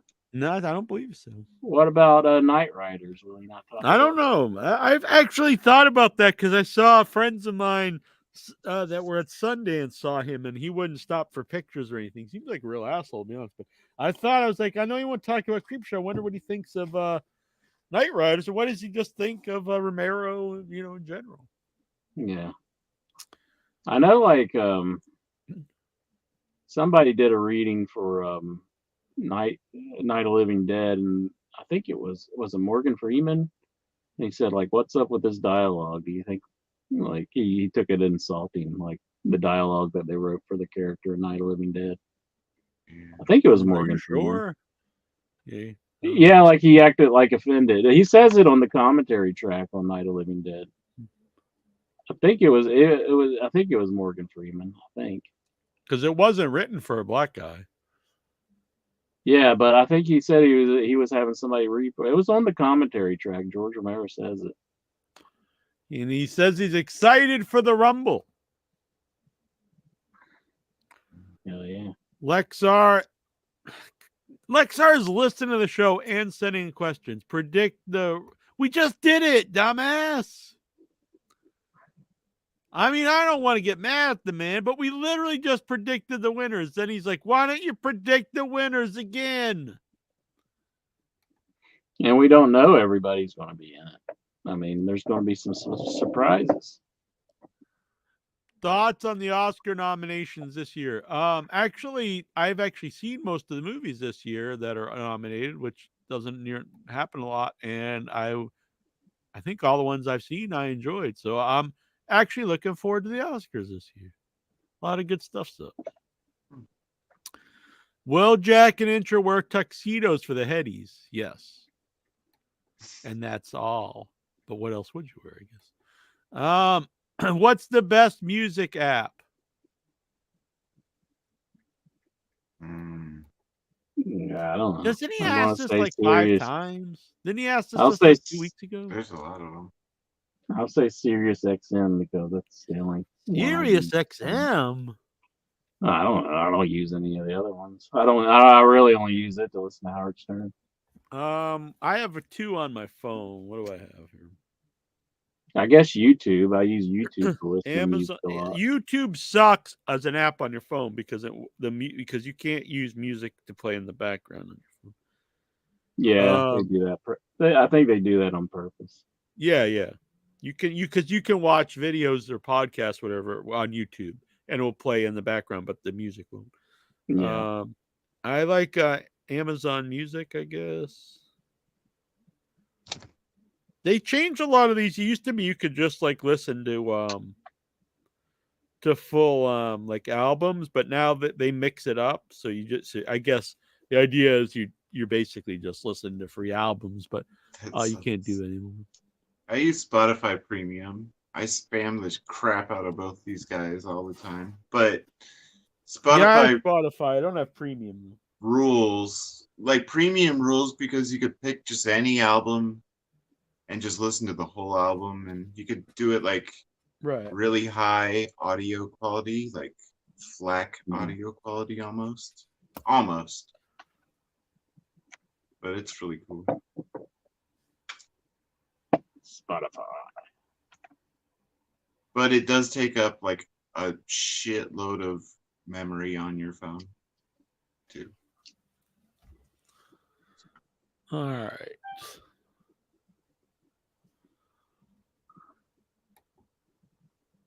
I just watched the 1994 WWF Royal Rumble, a show Jack attended. You can actually see me, but you really know you would have to know where to look, and it's not like I'm like in the front row, but you can see me on that show. Actually, I just watched a 1994 WWF Royal Rumble, a show Jack attended.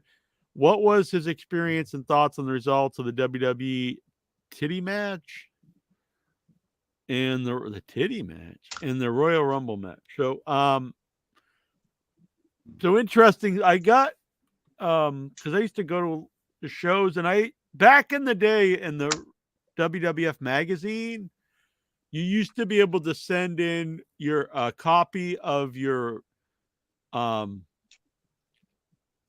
cable bill showing that you bought the pay-per-view, and you would get stuff. So that's why on some of the old pictures of Jackie Jones, I'm wearing those heart-shaped Shawn Michaels sunglasses. That was from there. Got all kinds of stuff. It's actually pretty cool. And what happened though, they also they also get you on a mailing list, so they would send me stuff, sometimes ads and stuff. So I got a thing in the mail to get a special deal on tickets to Royal Rumble that year. Yeah, and all the seats were in one area, was directly behind the commentators. But in this section, you couldn't drink, which I was 94. I would have been 17, so I wasn't drinking anyway. And no one really in my family were big drinkers anyway. But the point was you couldn't drink because you were right behind the commentary. I suppose that's the reason, which is probably a good idea. So anyway, there were really good seats. I think it was Ted DiBiase on there? I think Ted might have been one. Anyway, we were there. The only problem was someone had a bunch of people had a great big banner for the Undertaker, and that would raise up and that would block our view. But really good seats. It was freezing in Boston. It was Boston. I think it was Boston. It was completely freezing. And I remember just outside it was so cold. But anyway, so it was me, my two uncles. The only wrestling I ever went with my Uncle Gary, my mom, and I think Troy. Pretty sure it was Troy. So it was us group. We went. My Uncle Gary was a huge Bushwhackers fan. And so he was a big fan of the Bushwhackers coming out.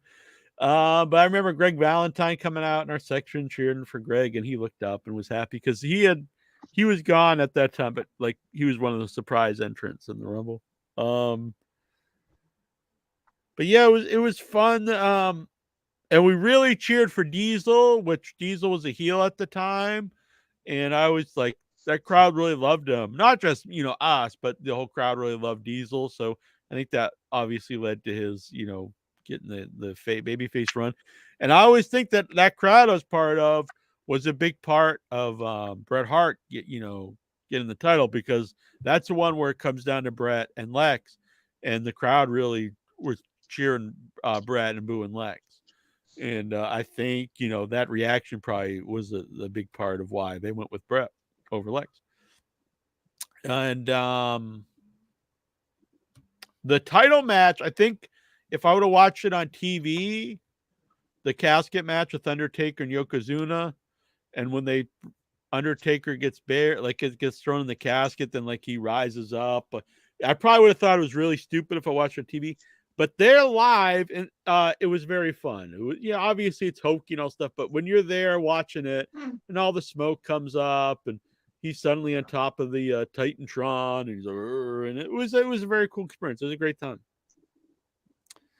And even the two people winning the Rumble, maybe if I watched on TV, I wouldn't have liked that finish, but being there, it worked.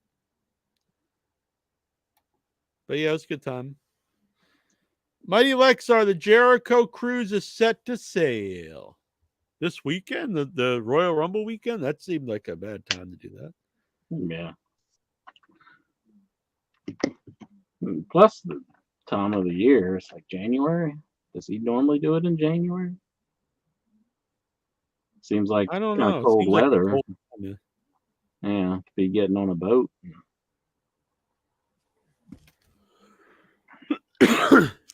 You go to the southern equator, Yeah, I guess the closer you are, the warmer it would be, but summer done. I did feel for Tazza when he said he was cold doing the announcing or the commentating at Daly's place, where they're like essentially outside. That would kind of suck.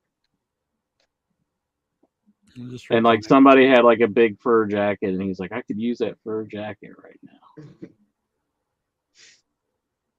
I thought that was pretty good.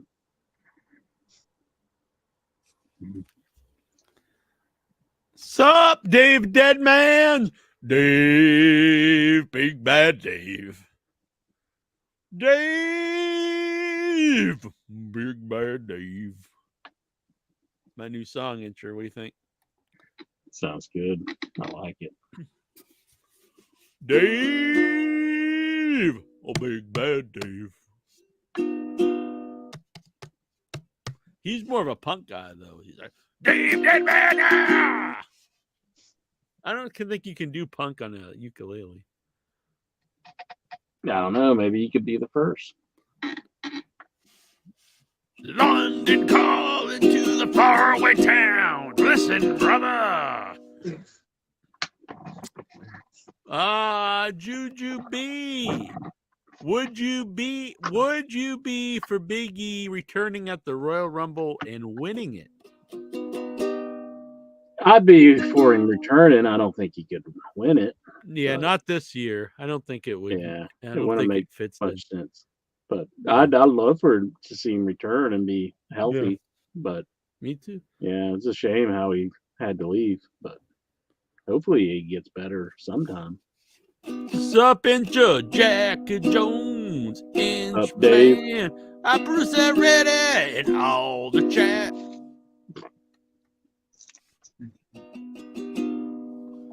Hacksaw Jim Duggan's gonna be doing stand-up comedy there. Oh, tough guy. Guy. That would be fun, actually. I've got my 2x4. Gonna shove it up your butthole. Gonna shove it up your butthole. That's Ooh, not a Big tough Show's gonna guy. be wrestling there. Really? Yeah. God. Well, he's pictured in wrestling attire. Insane wrestling matches He from started a AEW's YouTube, finest. Who? he started a YouTube channel where he's like showing off his house. Oh. I started watching that, actually. Chris. I love with Hacksaw Mike Jim Duggan. Duggan. I like him. He's a very nice dude. Mm-hmm. Dave He Deadman did says seem he really can play nice. punk.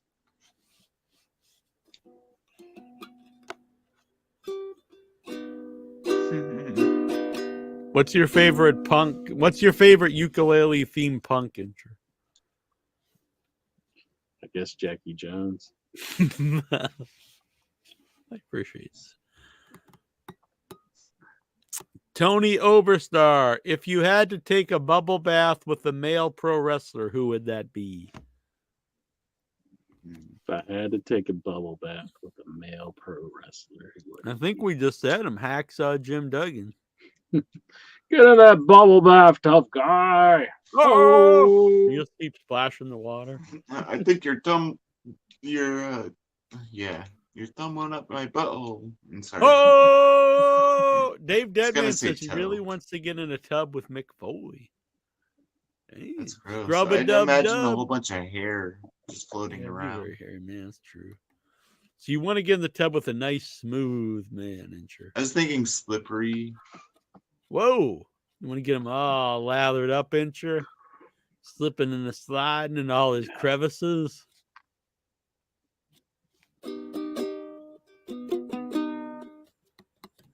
Who's a nice, smooth individual? Ain't you? I'm The thinking smooth Christopher operator. Daniels. -1. Oh god, dude, what? That's just weird. Dobbs Dean Maya. I saw the picture that Cody had where he's taking him to like some amusement park or something. I say fire that -1. He's just he's a turncoat. Oh, firing. Well, and they had a bunch of AEW guys and Cody Yeah, you know, everybody's like, oh, that's great. You know, he's just trying to butter him up. bring Jump him to ship. WWE. Go to WWE, they'll throw you on NXT and say Yeah. you can't wrestle. He's like, look, guys, if you come to WWE, you'll be riding Space Mountain all the time. Dobbs Dean Maya, you ever fear the moon might hit the earth at any moment? When the moon hits your Well. eye like a big pizza pie, that's amore. I never had that fear up until now, so Man. I guess that's a new one. Interesting, he gets his gun out and starts shooting at the moon. Fuck you, moon. Ah, you motherfucker. By the way, if you Venmo, Headyverse, or Super Chat, you will get a Valentine's Day card from Jackie Jones, which clearly is a big failure because no one's doing it. Nobody wants to be your Valentine. I guess not. Except for my boy Bruce. I'm trying not to say too many dumb things so you don't not send me it. What? It's not like I sent it to you. Dobbs Dean Maya, how many sausages is too many sausages? There's never enough sausage. Damn. Entry, how many sausages you ever had stuffed in you at once? If I go to the buffet, I could probably eat about 20. Damn, do you ever just stick them on your mouth at once? And, Of course, that's how I did it. When I went to the what was it? The Ripley's Believe It or Not Museum, which is really lame, by the way. And they have a picture of the guy who broke like he has the record of like the most cigars smoked. And so he's got like a whole bunch in his mouth and up his nose and even in his eyes. And it's just so stupid. My God. That would be irritating to It's like the smoking nasal cigars out passages. do you like creme brulee? I don't even know what that is. It's like custard where you put like it's like vanilla Caramelized custard over the stuff. and it's caramelized over the top. It's so crispy. You put sugar on it and then you burn it with a torch Yeah. until it like gets like hard. Yeah, like my Hard. cock. Guys aren't even making sense right now. What the hell? You should taste it though. I bet you. Yeah, like. you'd like it. You could taste It's it. What? really Like good. the creme brulee. Creme brulee is super yummy. I thought you meant my hard. Sometimes people would burn it, and so there'd Don't be burn like, my "Oh, weed." it's burnt." No, so but yeah, I'd it's eat all the caramelized. leftover ones. So I'm like, Caramelized. yeah, I'm like, fuck, give it to me. Incher could save the Earth from the moon with his gun. Stay back, you fucker! Bang bang! Bang! Like at restaurants, I'd be Not cooking in a them group and or a burning them, member and of a then I'd get to eat it. gang. Do they serve this creme brulee at McDonald's? Yeah, the Mick creme brulee. That'd be I pretty think it's a awesome. McFlurry flavor, probably. I don't know how long to burn it. It's so weird. Back in the day, they used to have this is serious. They used to have the McLobster roll, and I didn't know because I don't think I was on the internet at the time, but it was only New England and Canada, and that's very strange to me because lobster rolls are literally everywhere here. So you would think if you were going to have them, you'd have them places that don't have lobster rolls everywhere, as opposed True. to like the place that is known for the lobster roll. Mm-hmm. That is bad.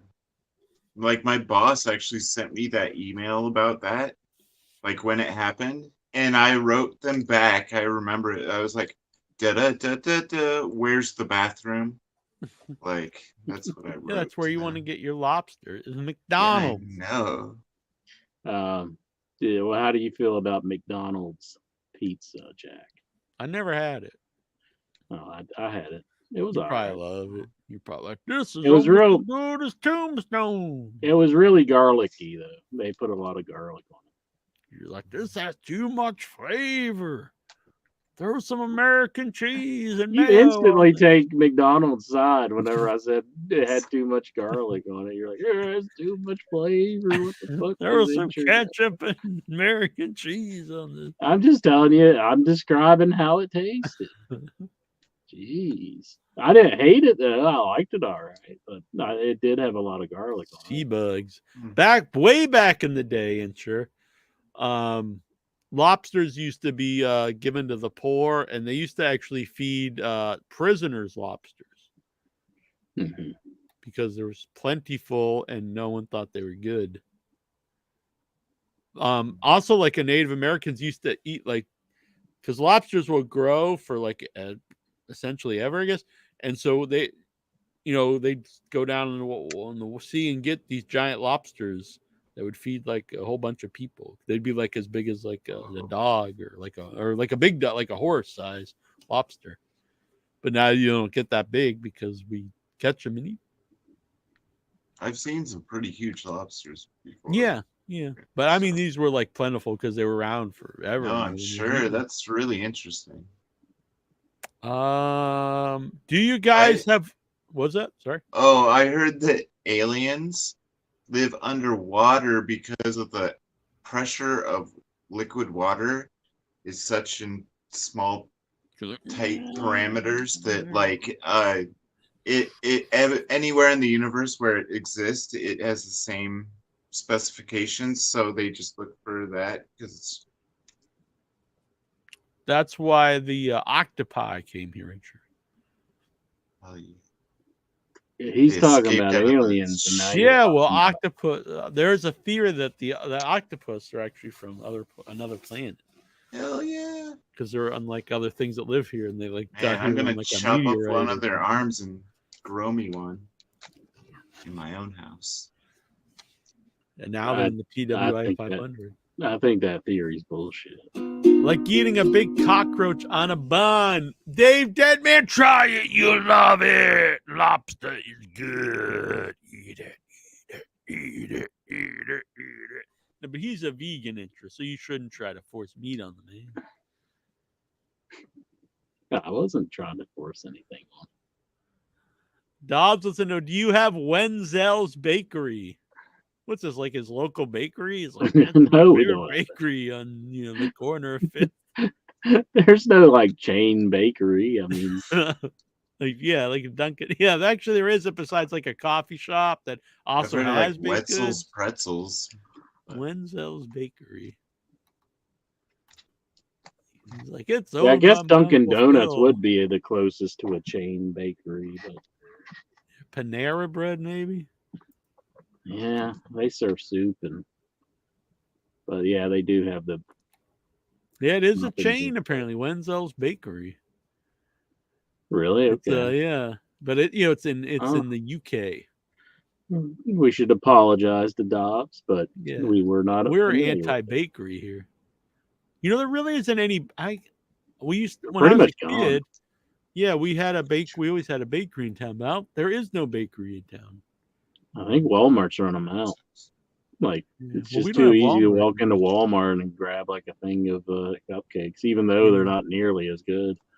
Yeah, well, we don't have we don't allow Walmart in my town, so it's probably just the coffee shops, honestly, taking them out.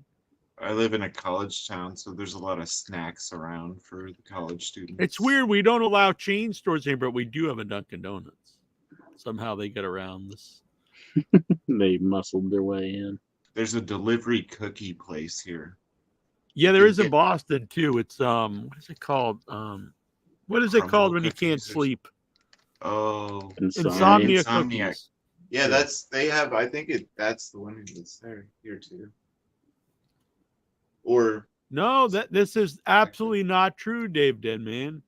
I love lobster. Is very sweet on its own. It actually does not need butter.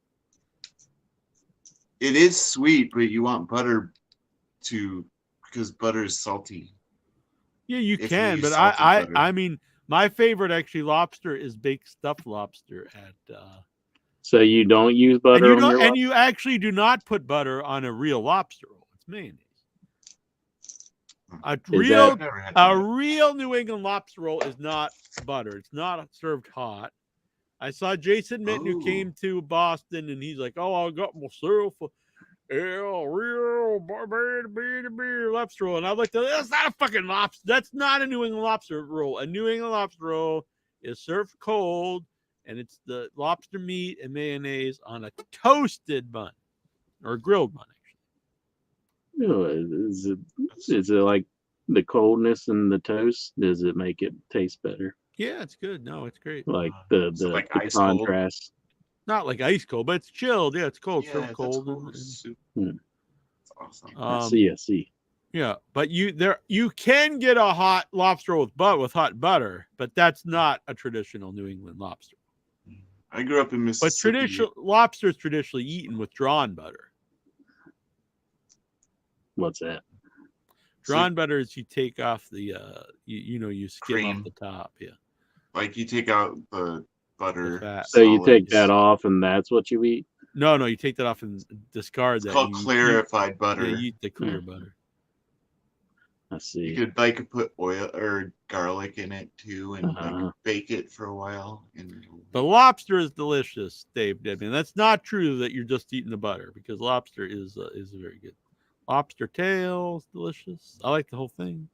I grew up in Mississippi, so there's shrimp and other seafood similar to. I mean, I'm on Cape Cod, so I'm surrounded by the seafood, by the sea. So I love like it in all forms. Also, I grew up on No, yeah, 6 I blocks love, away from the Gulf of Mexico. So. My favorite seafood are scallops. Mm. Sea scallops. Bay scallops are fine, but sea scallops are the best. Lobster is great too. Very expensive. I mean, it's always very expensive. It's very expensive. Brian Matthew Clutter, top 7 favorite intriguing memories of Rodney Mack. I like Rodney Mack. Yeah, I like he was like the opening match at the ECW show that I went to, but he was This is extreme. Was he Red Dog or was that another guy? He was Red Dog, yeah. What are your favorite memories of Kung Funaki? Yeah, I don't know. I guess that he was Number 1.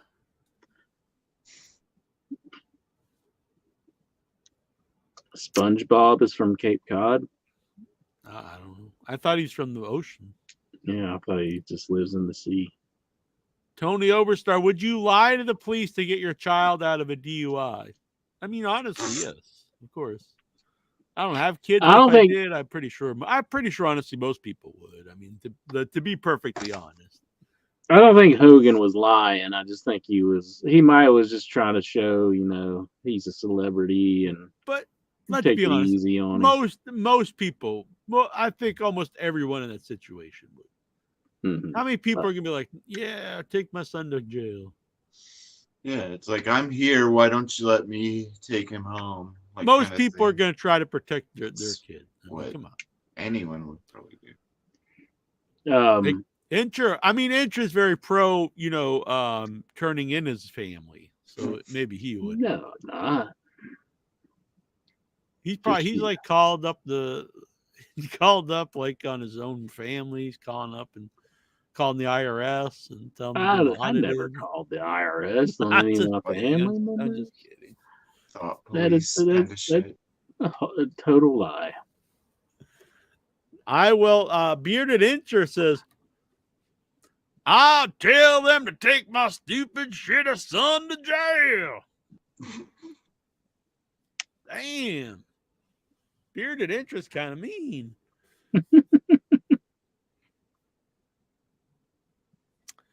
The Los Angeles Times newspaper just fired 15 people. Are you intrigued? No, I don't like to see people lose their jobs. Yeah, it sucks for them, but yeah, newspapers are pretty lame anymore. Like ours don't even have a carrier anymore. They send it by mail, and you'll get it like 2 days late. And it's like, what the hell is that even good for anymore? It's like a 2-day-old paper. I mean, I guess you can do the crossword puzzle, but I mean, do they still have the funny pages? I think on Sunday they do, but who knows now? I mean, yeah, I haven't got the paper for years. The internet really killed off newspapers. Yeah.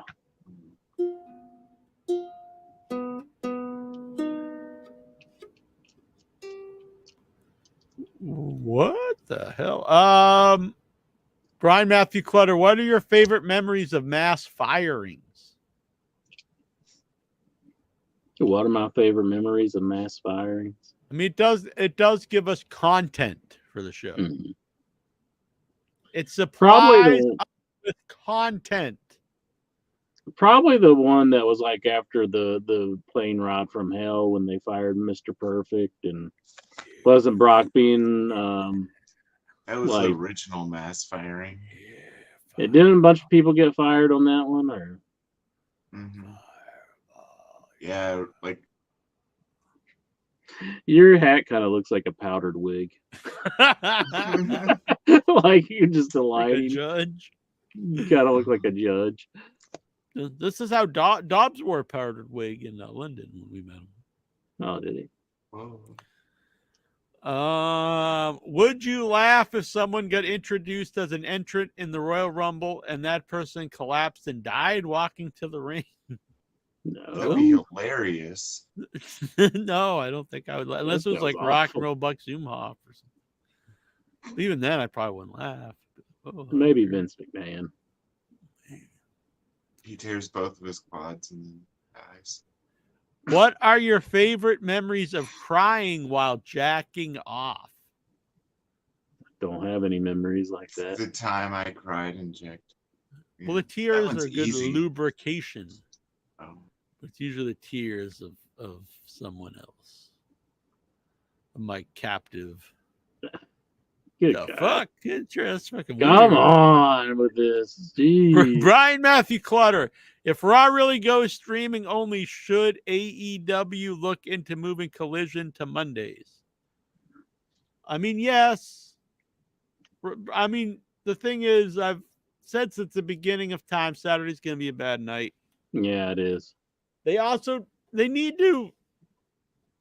I mean, honestly, a lot of times they don't really put much effort into the show. I mean, the guys all work hard, stuff like that, but often I watch a show and it's completely missable. It's, a bunch of matches where it's like a job guy versus someone, and that's just fine to pass the time. But it used to be my favorite for a short period of time was my favorite weekly wrestling show, and those days are long gone. And so if you moved it, that's all well and good, but you also have to put as much effort into that as you do Dynamite. Yeah. Tony Oberstar, do you ever sweat from taking a shit? Nah.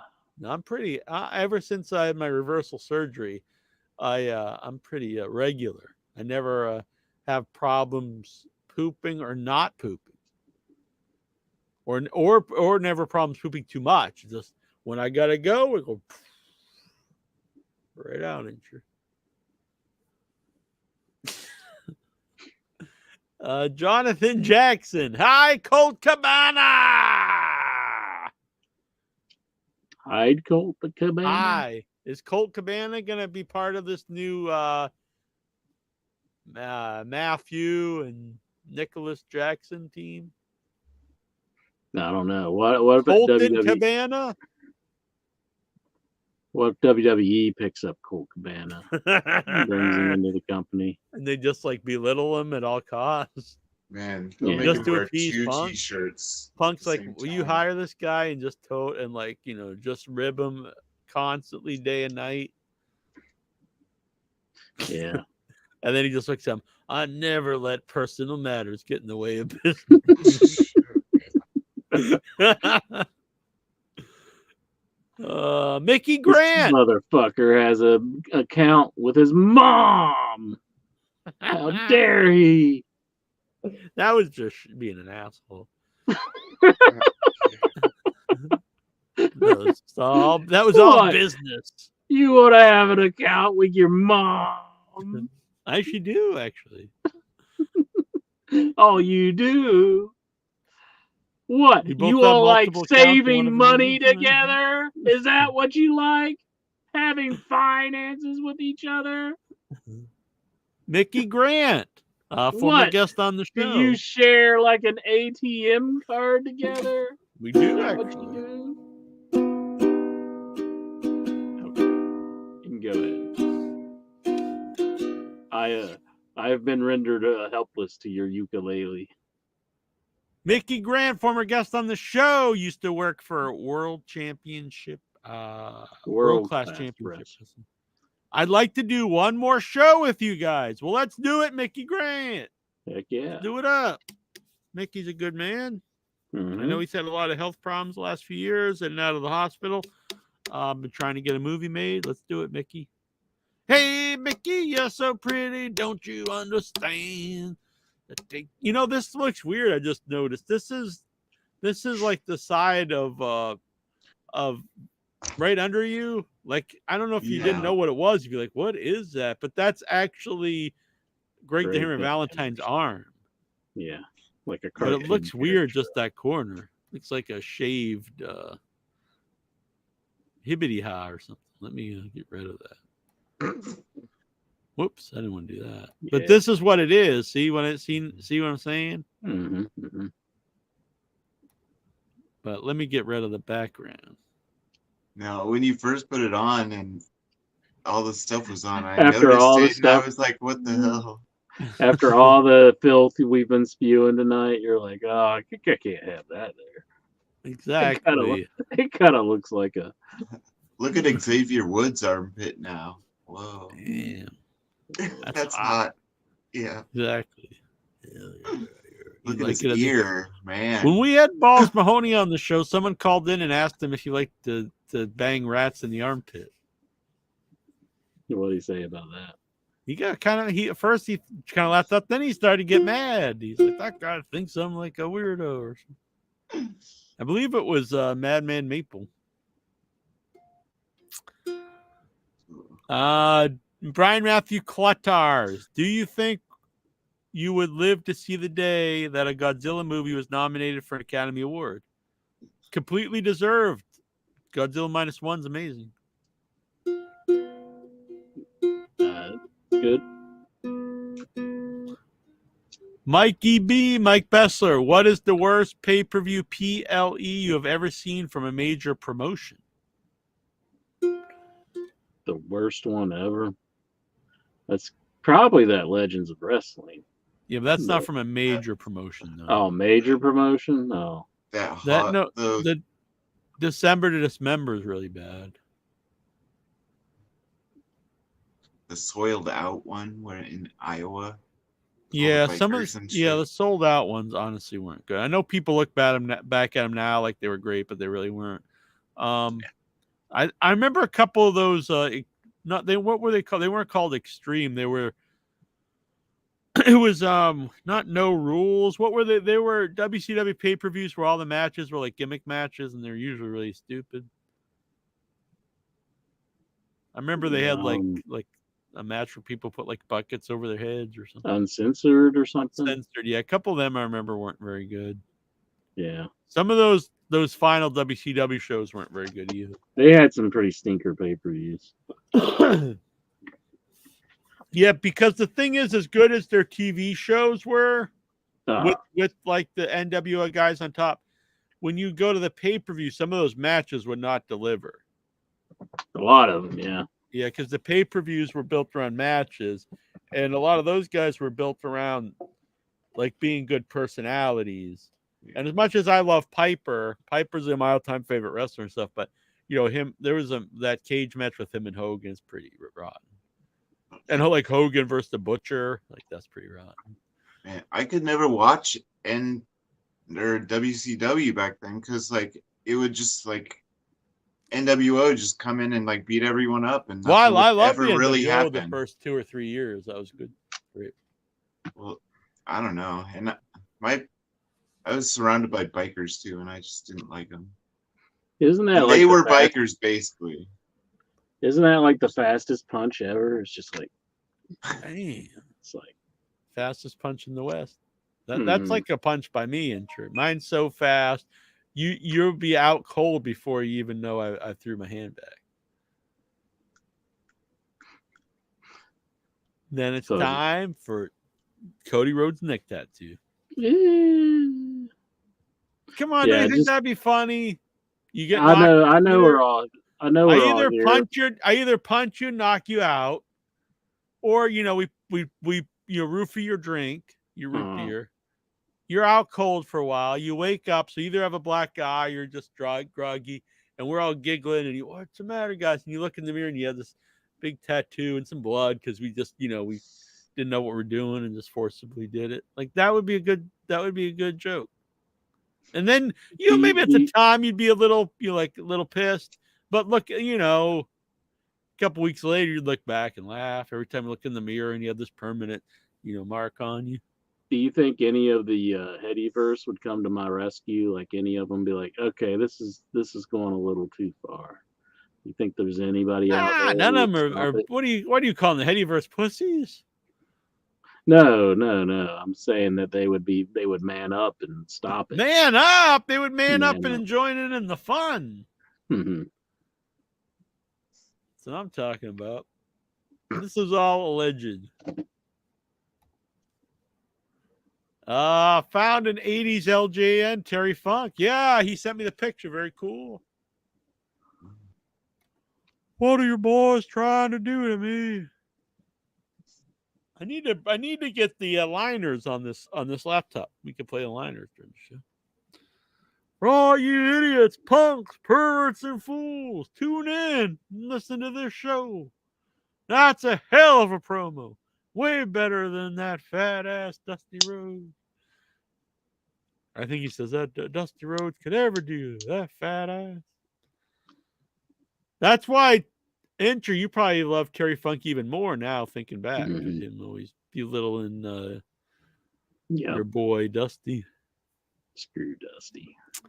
Also, which do you prefer, Pillsbury biscuits or biscuits made with Bisquick? Probably Pillsbury for me. Pillsbury. So when I was in the 6th grade, we were in what was called Bellevaux's bunker because our school's running out of rooms before they built 2 other elementary schools. And so they made a makeshift room downstairs next to the boiler room. And so it was hot as fuck in the hot months and cold as could be in the winter. And it had no windows and only one door. So it was a huge fire hazard. But so where was I going? Oh, so and the teacher was Miss Bellevaux, and we nicknamed the place Bellevaux's bunker.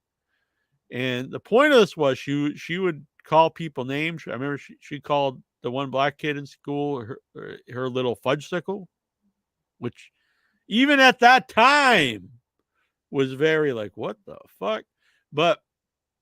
And she called my friend Joey the Pillsbury Doughboy, and she would go up and poke him in the belly and tell him he should laugh in front of the class. Wow. And I remember another kid, Trevor. I won't say his last name. He's on my Facebook. She would go behind because, he would cry. He had some emotional problems. He'd cry, and she would stand behind him and mock him crying while he was in class crying.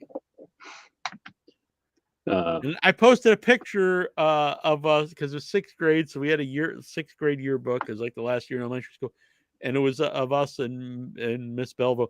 And some people like, "Oh, she was great," and then my friends were like, "She wasn't great to us." So That's weird. yeah, she's So- very strange. At any point, did she drug anybody and tattoo them or anything? I Like don't that? believe so. Huh. Not to my knowledge. I don't know. Would you have been like, "That's pretty fucking awesome" if she did? If she gave my Cody Rhodes neck tattoo. She's like, "You'll look like a fucking putz the rest of your life." Do you think he regrets that? Do you think he looks in the mirror and's like, hell yeah, I'm fucking awesome? I don't know what he was thinking on that. How could you? That's terrible.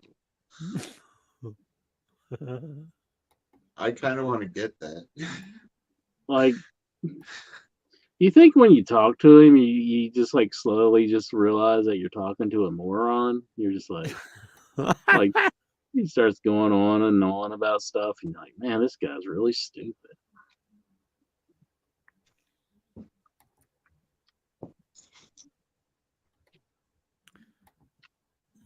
Let me grab this. What, your wiener? Is that what you're grabbing? I've got a death grip on that at all times.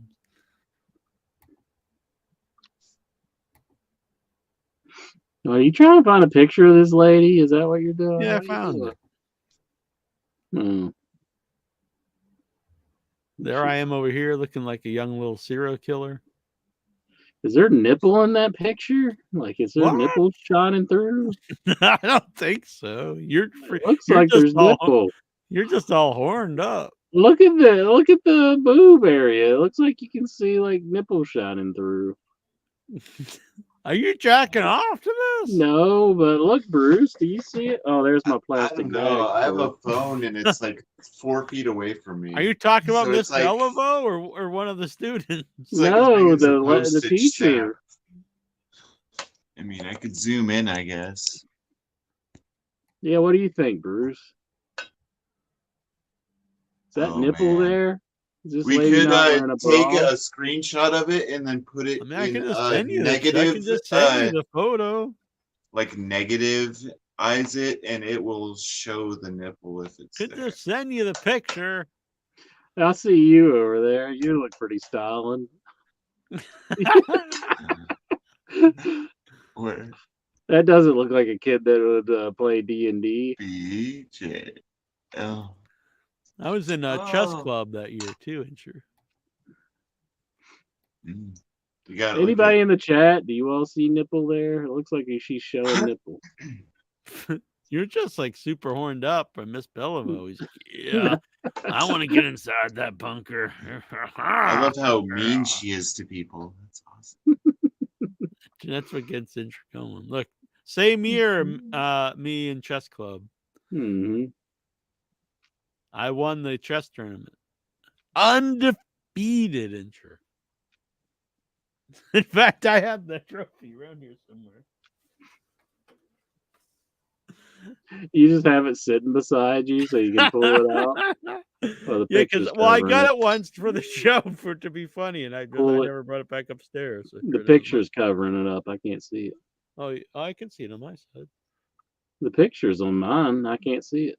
Oh, there you go. Awesome. 1988. Mm-hmm. What is it? The King? Yep. Yeah. Okay. It's a King. It doesn't even say my name. It's just like it just says the year, I think. Grand champ. Grade You 6. sure? You could have just bought that off the internet. I think you're making it up. Hell yeah. I was gonna buy a whole bunch of trophies off the internet.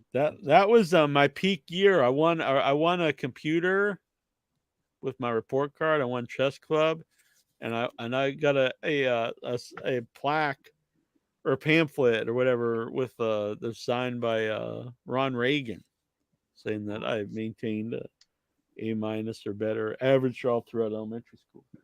And then it was all downhill after that intro. I peaked in 1988.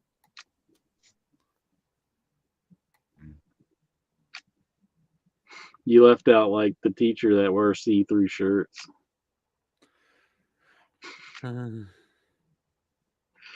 Hot for teacher, Jones. Hot for teacher. He was asking which one I was. Oh, you can't tell which one I am? I'm up in the top picture. I'm the one in the yellow shirt and the checkerboard shorts. I think he meant the yearbook photo. Oh, I can send it to you if you want. Third one down on the left. Second row up is what I meant. Yeah, on the left. Which one gets you hotter, Incher? That picture of me or Miss Beliveau? Well, I'll say Miss Beliveau because that would be very creepy if I said you.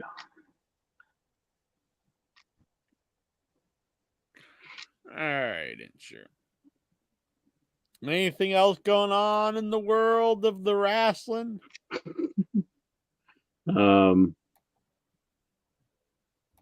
Was there something else? I think that's about it, as far as I know. Oh, did you see the clip where Grayson Waller was like getting mad at the host for like trying to have him do a professional wrestling move on a guy? No. He got up and he started saying, "Oh, I'm going to knock that guy out," but it was pretty weak. It was no like Dave Schultz moment. It was just like, "I'll knock him out. I swear I will." It wasn't much of anything. This is the 11th grade. Mm-hmm. Nice. Yeah, it's pretty rocking. Like, you want to play D&D? What's your favorite class in D&D, Incher?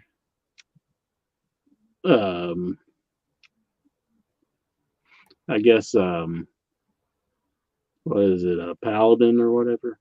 Wow, you needed high charisma for that, 18 charisma. Of course. I mean, I got high charisma. Damn. This is a good way to end the show. Who will be the first legend to die this year? Damn. Oh, we have a death pool. I know. My death pool pick was Ric Flair, I think, wasn't it? Yeah, Dave Deadman, Patrick Hall, anyone else in the chat, if you would like to join the death pool, give us a wrestler and a non-wrestling celebrity you think will die this year. I am the first ever Headyverse death pool winner because last year I was the only one to correctly predict the death of someone, and that was superstar Billy Graham. So a little pat on the back. Who's the master of death on the show? Man, you should have told Billy Graham sooner. He could have done something about it. Damn. So, Goosey as Baron von Raschke and Willie Nelson to die. Incher is rooting for the death of Harrison Ford and Ric Flair. Hell yeah. Stephen Butler has predicted Butcher Vachon and Sir Anthony Hopkins. I just saw a movie from him. Golgo 13 has predicted Barry Windham and Dick Van Dyke. National treasure, Dick Van Dyke. Jonathan Jackson has gone with Action Mike Jackson. Damn. And Ringo Starr. Bringing one of the Beatles. One of the last living Beatles. Jackie Jones, that would be me. The Death Master. Has predicted Tammy Sitch and Bob Newhart. You might have one on Bob Newhart. I don't think Tammy's gonna go. Like it was a little out of the box. I just going things might not. I think she's be gonna ideal for her serve. now. Maybe I didn't want to go to why I predicted it, but you know. I think she's gonna serve her full term and get out. I think she's gonna make it all the way through. I think she can smooze with people because she knows she has to. No, she might she's be gonna get a it. She might get into girlfriend. like a gang. Maybe. Just like that. I mean, that's what my boy Buck Winchester had to do. Yeah.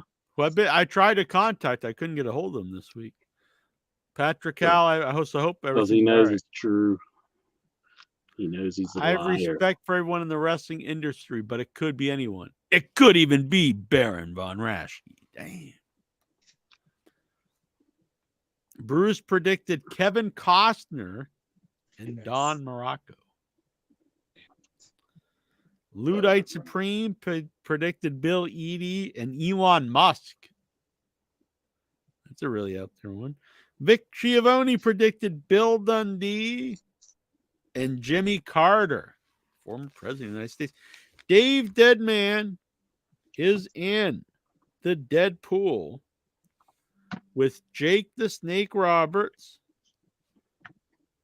This is a really uplifting idea. Well, Jimmy Carter's wife just died, so he's probably going to go pretty. You know how I believe married he's in couples are. hospice. And Patrick Stewart. Dang, Patrick Stewart. Jean-Luc Picard. He's getting old as hell. Bob Newhart's looking pretty rough though too. Yeah. These are not not who we want to pass away, but who we are predicting. Man, I would have wished I picked Bob Barker the other year. I did feel bad about my pick for John Carpenter last year. Yeah, but he proved you wrong. And I'm fine with that. Even, with your best efforts, he still survived the year. And I'm glad he did, honestly. Because I did feel bad about that one. But my other pick was Vince McMahon for that year, and I didn't feel bad about that one. But only one man was smart enough to predict the death of wrestling legend, former WWF World Champion, superstar Billy Graham. And that was boom, Jackie Jones. I don't think you're going to get it this year. I don't think it's going to work. Chess Club champion. Yeah. Eddie Award winning. Tammy said she's not going to die. Deadpool champion. Maybe Bob Newhart. But Tammy Sitch, I think she's going to make it through prison. She'll be fine. We'll see. Man. Plus, she's high profile. I mean, what do you say? She's kind of higher profile than most of the prisoners. Like, Yeah, to a I was going more of a degree. different direction, that she wouldn't want to live out her 2 decades. Oh, in you're the thinking bars. you're thinking suicide. Whoa! I didn't want to, say these words on the show. I was trying to leave it up to the imagination. No, she wouldn't do that to herself. What do you win? Well, besides just knowing that they're knowing you, exactly, the bragging rights. The bragging rights is all you need. You're like, yeah, boy. Whoop, bow, bow, bow. Or should I reach out to some like people like, hey, we have this contest going on. Would you like to sponsor it with a prize? Look at that In Your Head Deadpool, brought to you by Manscaped. I thought you were gonna say like you're gonna get somebody who we picked and like present it like I didn't die, but let's give the winner his prize. Right, like this a person did die. cameo. Yeah, That's pretty funny. like get Ric Flair to come in. I didn't die, but he did. Yeah. I like the reaching out to Manscaped. We're like the Deadpool brought to you by Manscaped. Now shave your ball sack. I was thinking like chicken livers or like chicken blood or something. Blue Chew. But you're thinking more like constructive. They're dead, but your dick ain't. Get some Blue Chew. All right, interest. Now this show has gone off the deep end. This is like old school in your head here. This is What stuff do you we ain't mean? supposed to say anymore. I don't think we've ever been professional, so it's not old school. It's just modern in your head. It's always been this way. Smooth balls is a damn fine prize, if you ask me. What do you think about this rebranding of In Your Head Incher? Because the two biggest, anything you watch on the internet, the two biggest sponsors are on everything, Blue Chew and Manscaped.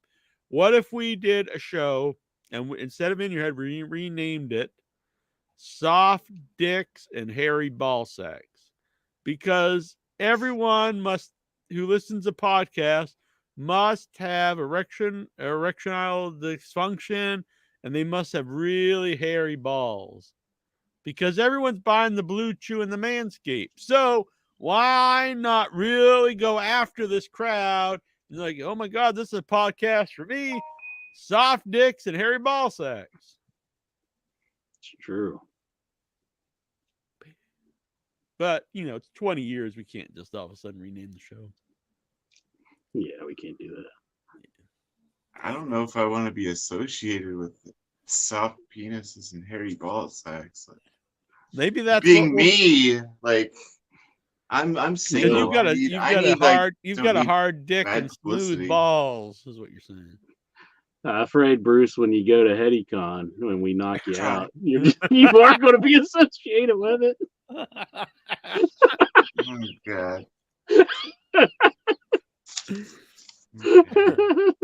I'll just stay with you. We can watch each other. Watch out for each other. Make sure no one gets us. Make sure. See, he's stepping up. He's being the hero, Jack. Because I'm a coward and I don't want to get it myself. So yeah. Is this the podcast we're gonna pitch to? What's his name there? Bucky We'll sleep Beaver back guy? to back so no one can get our backsides. All right, Inchman. It's a damn fine show. I'm proud of this one. I am too. I really enjoyed it. Last week I was like, I don't know about this shit, but this week I'm like, hell yeah! I think this is one to write home about. Yeah, I think this is going in the record books. Had a fun time. We'll be back next week. Your alter ego, he won something, a Golden Globe or something, and thanked some wrestlers. Yeah, I've seen that. That's pretty cool. Paul Walker Hauser or whatever. Yeah, the OIB doppelganger. Looks nothing like me. Come on. You're not going to lie to all these fine folks. Richard Jewell? When you're looking at, do you just think all of a sudden the show turned into a mirror? Like, what's this witchcraft? The show's now a mirror. I don't even know what's happening anymore. All right. We'll be back next week. I'm Jackie Jones. I'm 1 inch biceps, the power goat. Boom. Thank you to the Headyverse. Thank you, Bruce. Thank you, all the fine folks. Don't forget Saturday, Royal Rumble. I'm staying home. I'm not going to Boston. I'm staying home this weekend to watch the Rumble and to watch it with all of you, the Headyverse. So go over to the Facebook group. We're going to have a live chat. Talk about it while it's happening. It'll be a good time. It'll add to the experience. And if you don't have a number, let me know. And you can get yourself a number to play along. You won't be prize eligible, but you can play along. It'll be a good time. All right, let's get out of here, folks.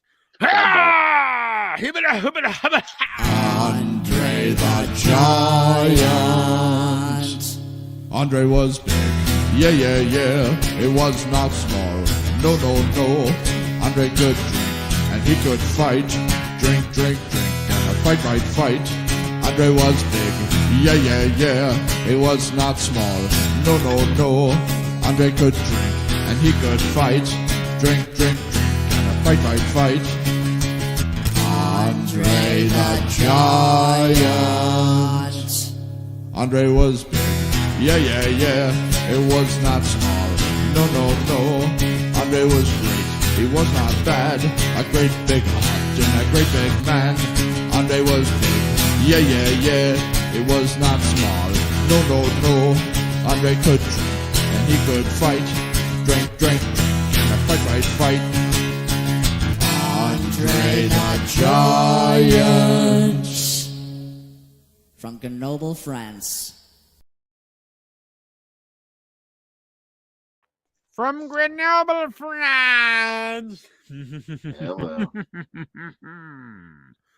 Brucer! We got the I'm a Samoa Hellbound Joe. It's stream kind of on. hard to see because I've got all this foolishness hanging up. But be back next week. Don't forget, Venmo Headyverse Super Chat.